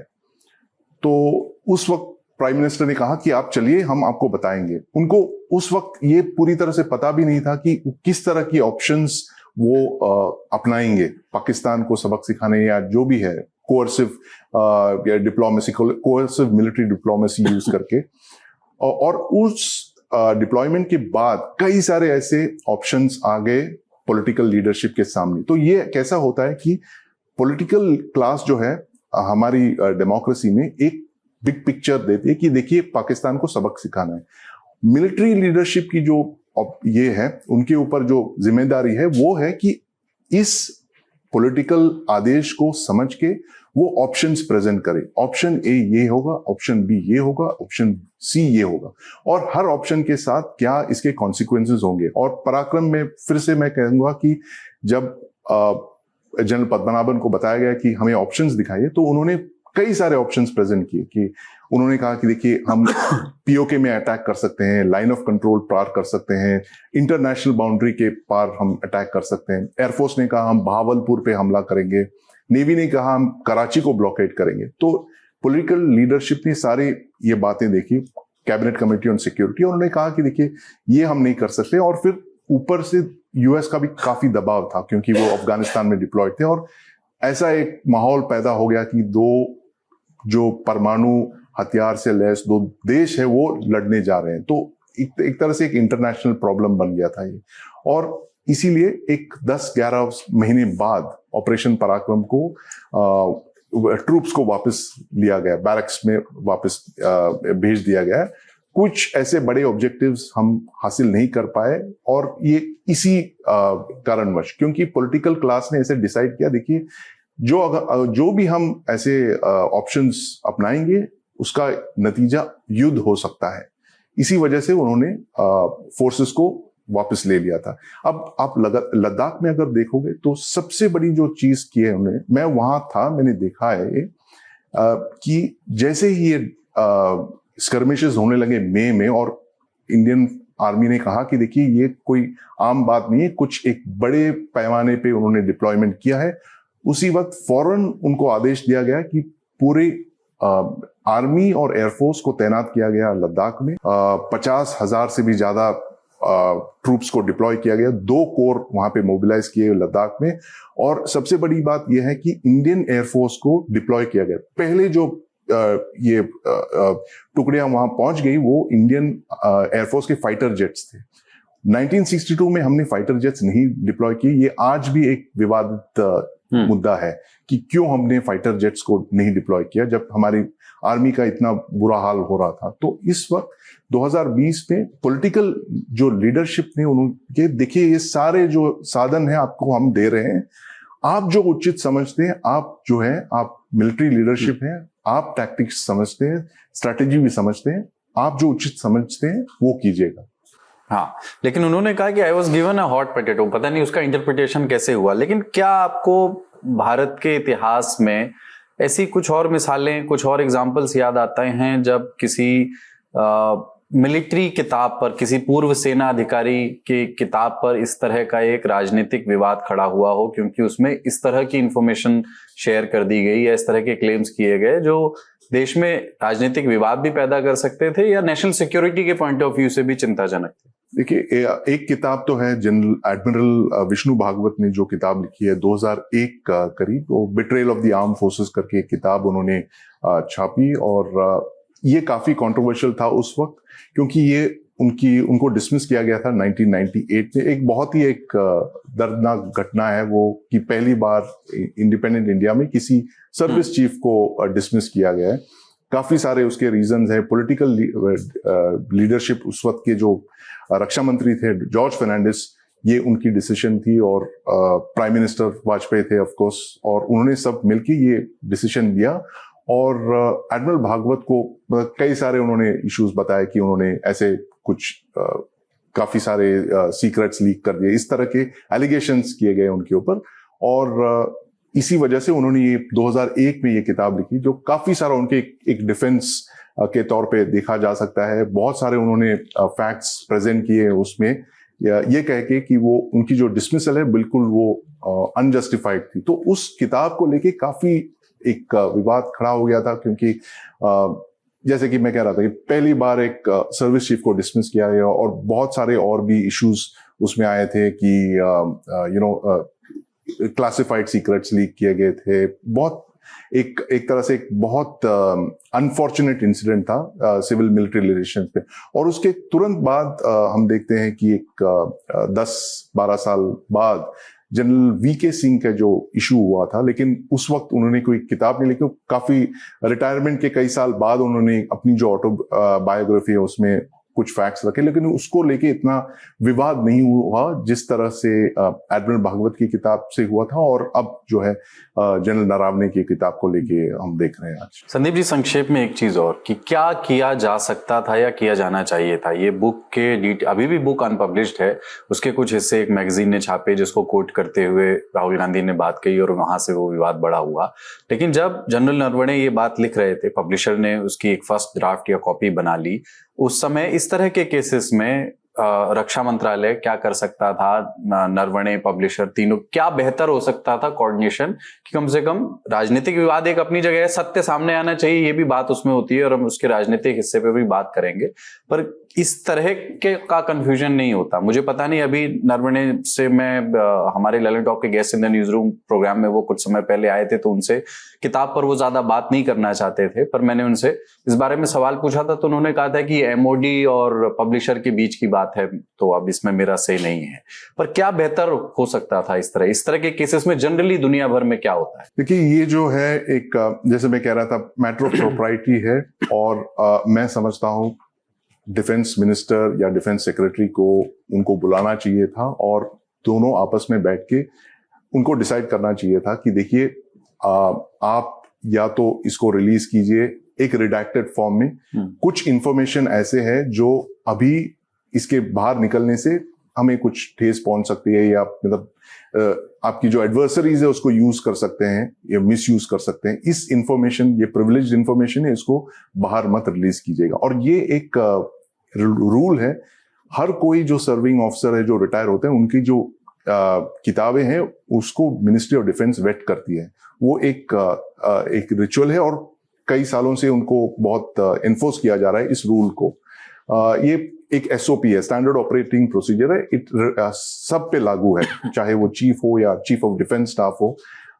ये हर कोई जो भी किताब लिखता है, खास करके ऐसे एक नाजुक मोड पे अगर वो थे, लीडरशिप में थे और इस तरह से कई कंट्रोवर्शियल बातें आ सकती हैं बाहर, उनको ये किताबें वेट करनी होती है। तो मुझे लगता है कि दे शुड हैव आपस में बात करके, this should have been settled behind closed doors, बिना किसी को बताए या कुछ बताए। Because at the end of the day, Kuldeep, मैं समझता हूँ ये it is not about general Naravane, it's not about Rajnath Singh, it's not about prime minister Modi. ये जो है इंस्टीट्यूशंस हैं, it is institution of the chief of the army staff, जो एक I think he is the most powerful man India में, जो जिसके एक इशारे पे 1.3 मिलियन जो लोग हैं एक मतलब सीधे लाइन में खड़े हो जाते हैं। उस तरह की जो पावर है उनकी, और उनकी जो मर्यादा है, उनकी जो इतनी इज्जत करते हैं लोग, it's about the institution, it's about the chair. तो ये सब देख के I think they should have figured out एक मिडिल पाथ उनको डिसाइड करना चाहिए था कि they should have met and either asked for portions, इसकी जो पोर्शंस है रिडैक्ट किया जाए, या फिर इस किताब को कुछ सालों तक वो होल्ड किए करते हैं। ठीक है, thank you so much sir, thank you. अब अगले सत्र पर बढ़ते हैं। देश में पहली बार ऐसा दृश्य देखा गया कि जब एक सिटिंग सीएम काला कोट पहन करके सुप्रीम कोर्ट में बतौर वकील अपनी बात रख रहे थे। पश्चिम बंगाल की मुख्यमंत्री ममता बनर्जी ने एसआईआर के मुद्दे पर सुप्रीम कोर्ट वो पहुंची, उनके साथ उनके वकील श्याम दीवान भी थे और ज्यादातर दलीलें श्याम दीवान ने ही सुप्रीम कोर्ट में रखी, लेकिन ममता ने भी अपनी बातें सुप्रीम कोर्ट से डायरेक्ट कहीं। प्रदेश में अप्रैल में चुनाव होने हैं, बहुत कम समय बचा है, तो राजनीतिक अर्थ क्या है इसका, इस विषय पर बात करने के लिए हमारे साथ मोनिदीपा बनर्जी जी हैं, सीनियर जर्नलिस्ट हैं आप कोलकाता में, लंबे समय से राजनीति देख समझ रही हैं। स्वागत है मोनिदीपा मैम, कैसी हैं आप? थैंक यू जी, मैं तो ठीक हूँ, बस इलेक्शन की गर्मी अब बढ़ रही है पश्चिम बंगाल में। हाँ, और वो दिल्ली में भी देखी हमने, उसकी थोड़ी सी कहानी समझना चाहते हैं कि सुप्रीम कोर्ट में बहुत आम दृश्य नहीं होता है कि एक सिटिंग सीएम जो है पहुंचे और वकील के साथ, ठीक है एक वकील भी थे उनके साथ, बट उसको रिपोर्ट इस तरीके से किया गया। सुप्रीम कोर्ट से डायरेक्टली उन्होंने बातें भी कुछ कही एक वकील के तौर पर। वो क्वालिफाइड वकील है, जिला से लेके तमाम स्तरों पर उन्होंने वकालत की है। पर एक सिटिंग सीएम का पहुंचना एसआईआर के मुद्दे पर एक मैसेज तो देने की कोशिश है, जब 2.5 महीने लगभग बचे हैं चुनाव में और अप्रैल में चुनाव होने हैं। लेकिन मैं थोड़ा ये समझना चाहता हूं कि ये अंदर की कहानी, इसका जो स्ट्रेटेजिक डिसीजन है, what made her decide this कि मैं ऐसा करूंगी, मैं सुप्रीम कोर्ट में जाऊंगी और खुद इस केस को परस्यू करूंगी, मैं उन 12 लोगों को लेकर जाऊंगी जो एसआईआर में जिनके नाम गलत तरीके से काटे गए। ये जो डिसीजन है ये कब लिया गया, कैसे लिया गया और क्या इस ऑप्टिक्स को समझते हुए लिया गया कि मीडिया कवरेज भी इसको ज्यादा मिलेगा? जी जरूर, नो क्वेश्चन की मीडिया कवरेज की बात बहुत ही इम्पोर्टेंट थी, बट शायद इससे ज्यादा इम्पोर्टेंट था the factual situation on the ground, जिससे आप डिसएग्री नहीं कर पाएंगे, एंड दैट इज एसआईआर के कारण बहुत ही हैरानी हो रही है साधारण लोगों को। एंड जो हम देख रहे हैं आसपास सभी जगह कि जिस कारण हैरानी हो रही है वो इतना सिंपल सोल्यूशन है उसका, और कि कोई मतलब ही नहीं होता है कि लोगों को इतना हरास किया जाए। जो इशू है ना, the one about logical discrepancy, ये अगर आप सोचे तो ये बहुत ही बहुत ही स्ट्रेंज सिचुएशन है, लॉजिकल और फिर डिस्क्रिपेंसी। इसको लेके ममता बनर्जी बहुत बार बोली हैं। इसको लेके ममता बनर्जी ने इलेक्शन कमीशन को चिट्ठी लिखा है। तो आई थिंक वो ग्रेजुअली इस मोड़ पे पहुंच रही थी कि जब इलेक्शन कमीशन कोई रिस्पॉन्स नहीं दिया, उनका कोई और उपाय नहीं था। पर अगर स्ट्रेटेजिकली आप सोचे तो ये है कि ममता बनर्जी देख रही हैं कि जब एग्जेक्टिव से, लेजिस्लेचर से, पार्लियामेंट से there is no response to her repeated appeals for attention, जो वो कह रही हैं एक गलत हो रहा है इलेक्शन कमीशन द्वारा, तब वो सीधा पहुंच गई जुडिशियरी के पास।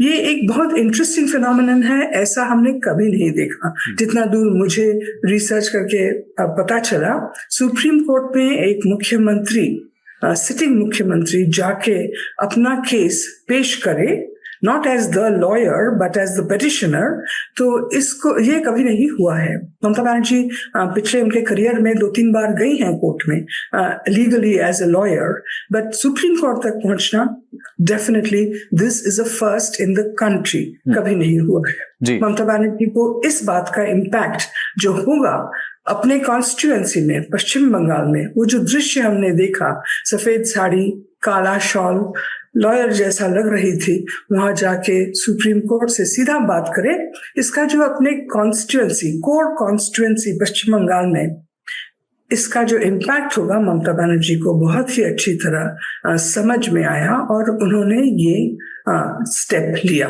लेकिन एक बात इसमें बताइए, देखिए मुझे पता नहीं अपोजिशन की कोई कलेक्टिव राय इस पर है या नहीं, पर बिहार का उदाहरण हमारे सामने है जिसके ठीक पहले अपोजिशन ने, राहुल गांधी ने, खासतौर से कांग्रेस ने बहुत बढ़ चढ़कर एसआईआर का मुद्दा उठाया और ये एक एथिकल इशू हो सकता है। इससे ये कोई पार्टी ये महसूस कर सकती है कि इससे हमें नुकसान होने वाला है, पर ये इलेक्टोरल इशू तो नहीं बन पाया है। बिहार में तो नहीं बना, बिहार चुनाव में। पश्चिम बंगाल में सेंटिमेंट के पॉइंट ऑफ व्यू से जब चुनाव प्रचार होगा, डू यू थिंक कि एसआईआर को एक इलेक्टोरल इशू बनाने की कोशिश ममता बनर्जी करेंगी, या बिहार से सबक लेते हुए अभी वो चुनाव जब तक ऐलान नहीं हुआ है, कोर्ट में लड़ाई लड़ रही है कि इसकी सुनवाई हो जाए, जो लिस्ट बन रही है वो फेयर रहे, ये मेक श्योर करना चाहती हैं? नहीं, ममता बनर्जी मुझे लगता है, विश्वास करती हैं कि ये जो एसआईआर का इशू है, अनलाइक बिहार, पश्चिम बंगाल में ये इशू खड़ा होगा। देखिए, आप प्रधानमंत्री नरेंद्र मोदी यहाँ पे आए पश्चिम बंगाल में, उनके वेरी अर्ली कैंपेन स्पीचेस करने के लिए। अमित शाह भी आए यहाँ पे, एक आध बार उन्होंने पब्लिक रैली किया। वहां पे सभी जगह उनका मेन मुद्दा रहा घुसपैठिया, और indirectly the minority, the infiltrators etcetera. अब ये जो मुद्दा है, ये तो वो कोशिश कर रहे हैं कि इसको मुद्दा बनाएं, और वो जितना कोशिश करते हैं कि घुसपैठ या शब्द को एक मुद्दा बनाया जाए, उतना ही जोरदार कैंपेन ममता बनर्जी कर रही हैं इसी इशू पे। एसआईआर अल्टीमेटली तो इज द इशू ऑफ घुसपैठिया।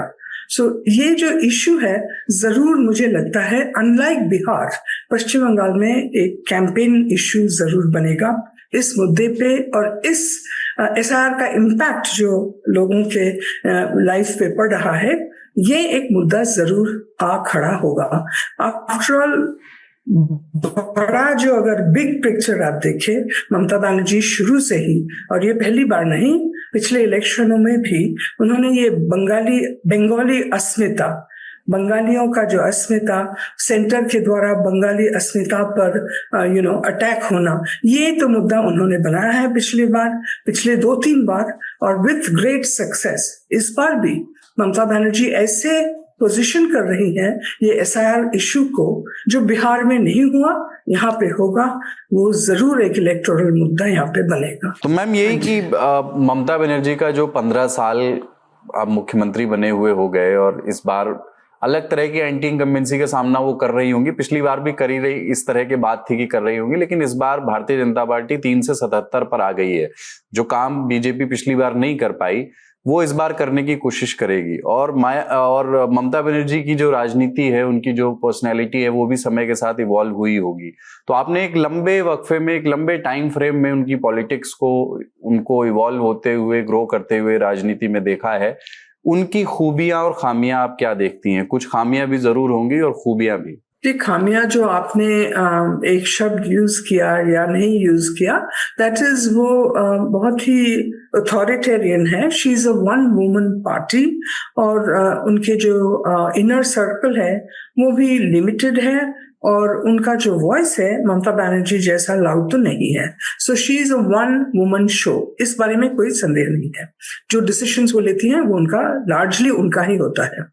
दूसरा है कि उनका जो पॉलिटिकल एक्यूमेन जो है वो 1984 से, जब वो सोमनाथ चैटर्जी को हराई in a parliamentary poll Jadavpur constituency से कोलकाता में, it was a shock victory.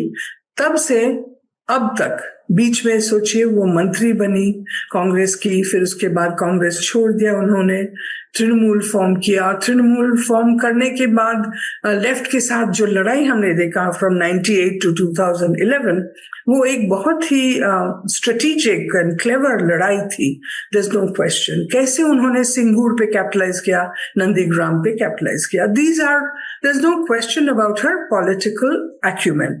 पर उनका जो समस्या अब हो रहा है पश्चिम बंगाल में, that she has to manage the fact 15 साल हो गए हैं, development indices are still not what they should be, और अल्टीमेटली वो जो एक बार बड़ा स्लोगन बन गया था, तोलाबाजी, that has become an issue, corruption is an issue, एक मंत्री तो चले ही गए जेल के अंदर आफ्टर इतने पैसे मिले। सो ये सब पार्टी के लिए डैमेजिंग रोल रहा है, लेकिन ममता बनर्जी लड़े जा रही हैं। आप सोचिए, आरजी कर कुछ ही दिन पहले इतना बड़ा एक मुद्दा हुआ, अगर आप पूछे in the last 5 years that was the biggest issue जिसे उन्हें कन्फ्रंट करना पड़ा, पर वो तो अब she has completely put that under the carpet. तो इसके लिए एक पॉलिटिकल एक्यूमेन चाहिए जो उसमें है। दूसरी बात है ऑपोजिशन। देखिए, सीपीएम कांग्रेस अब आप छोड़ ही दीजिए, at least in this election I don't see a performance at all. बाकी रहा बीजेपी।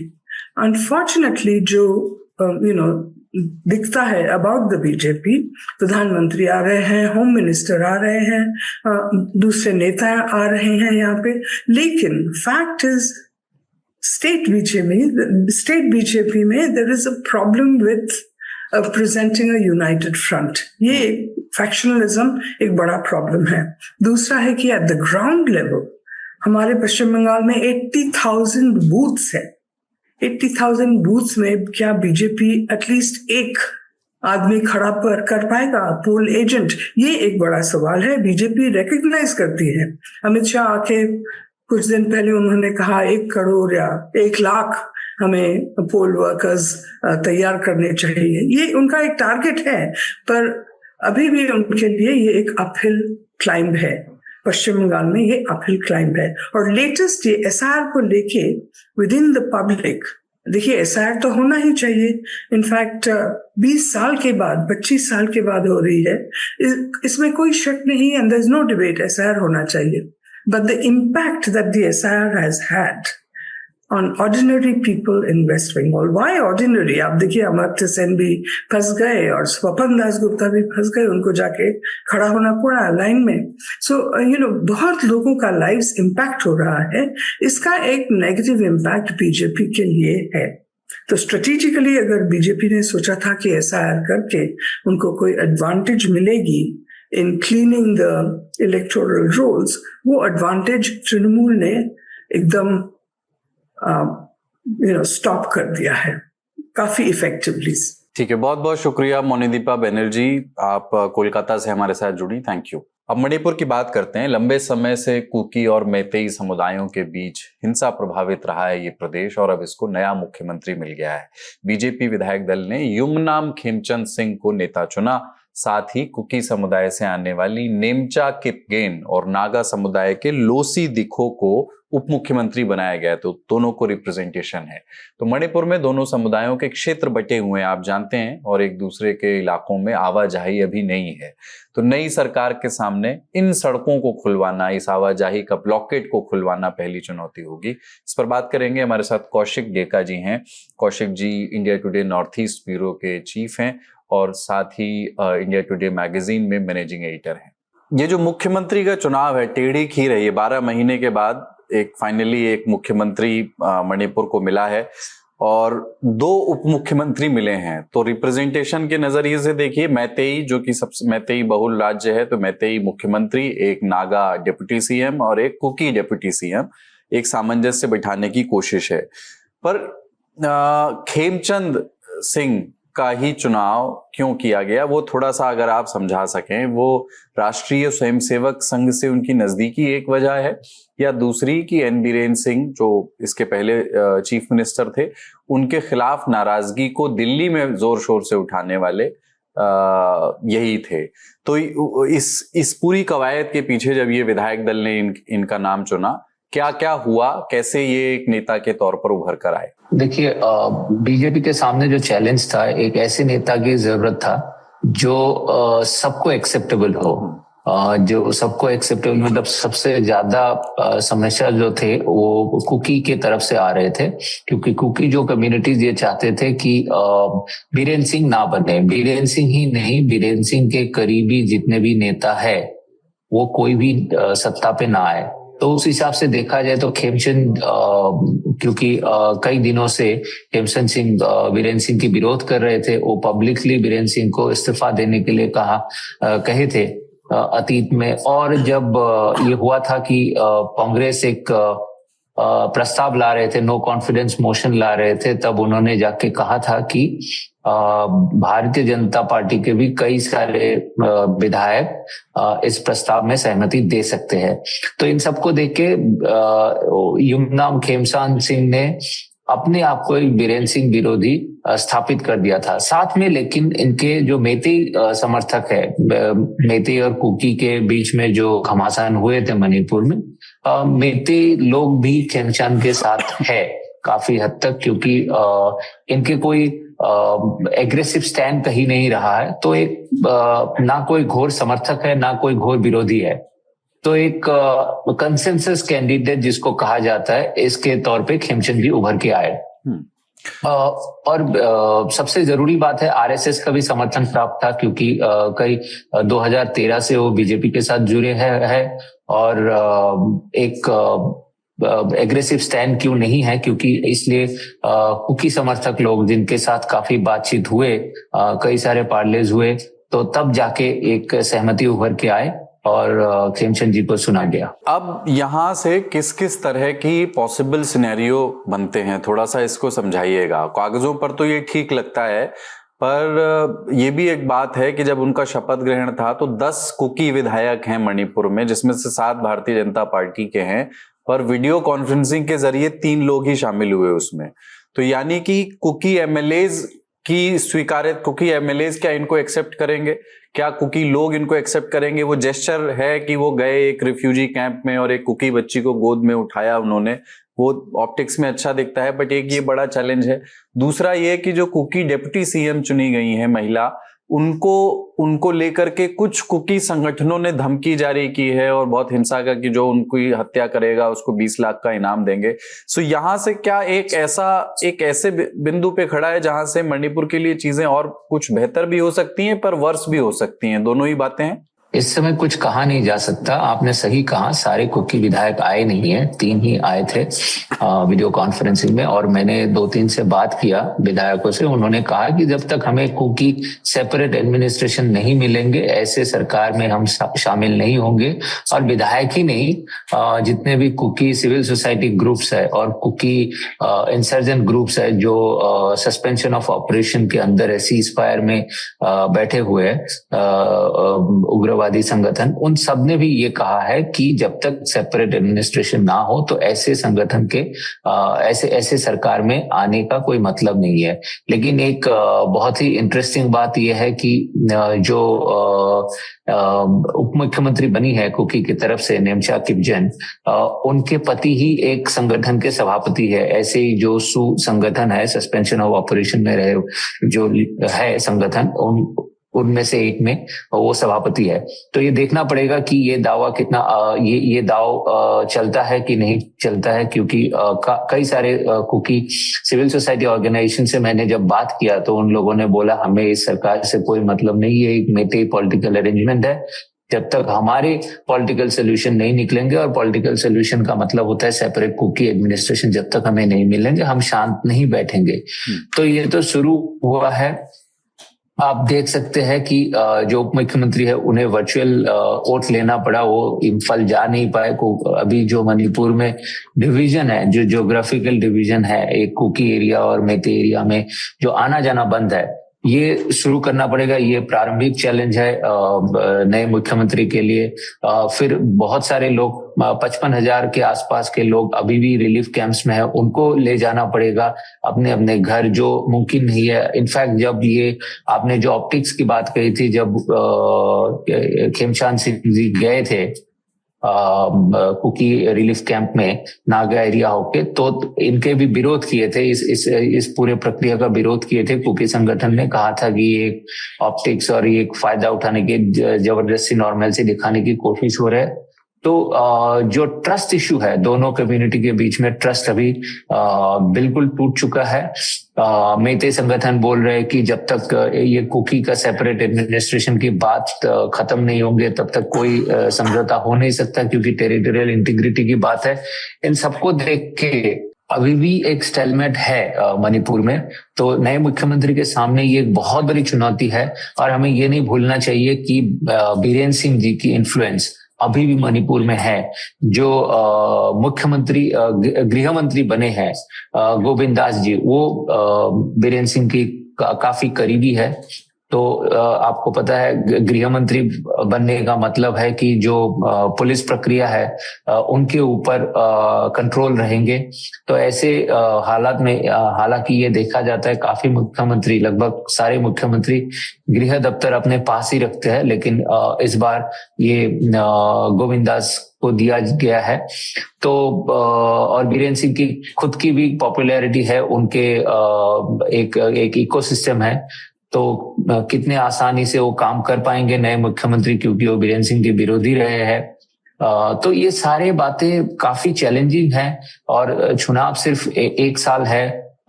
इतने में लोग डेवलपमेंट की भी मांग करेंगे। काफी गुस्सा है दोनों कम्युनिटी के लोगों में, क्योंकि जो इकोनॉमी है मणिपुर के वो स्तब्ध हो चुके हैं। आप इंडिया टुडे मैगजीन की कवर स्टोरी पढ़ सकते हैं कि कैसे ये जो यातायात बंद होने की वजह से पूरे राज्य की जो इकोनॉमी है वो एक तरह से बंद हो चुका है। एग्रीकल्चर प्रोडक्ट से लेके मार्केट जैसे भी चलते हैं उसमें काफी नुकसान आम लोगों को सामना करना पड़ रहा है। तो एक इम्पेशंस बढ़ रहा है, धैर्य खत्म होते जा रहे हैं। और अब नया मुख्यमंत्री आया है, एक पॉलिटिकल सेटलमेंट जैसे दिख रहा है, तो डिमांड्स भी लोगों के काफी ज्यादा होंगे। प्रेसिडेंट्स रूल में तो ये अपेक्षा थे कि जब सरकार आएंगे ठीक होंगे।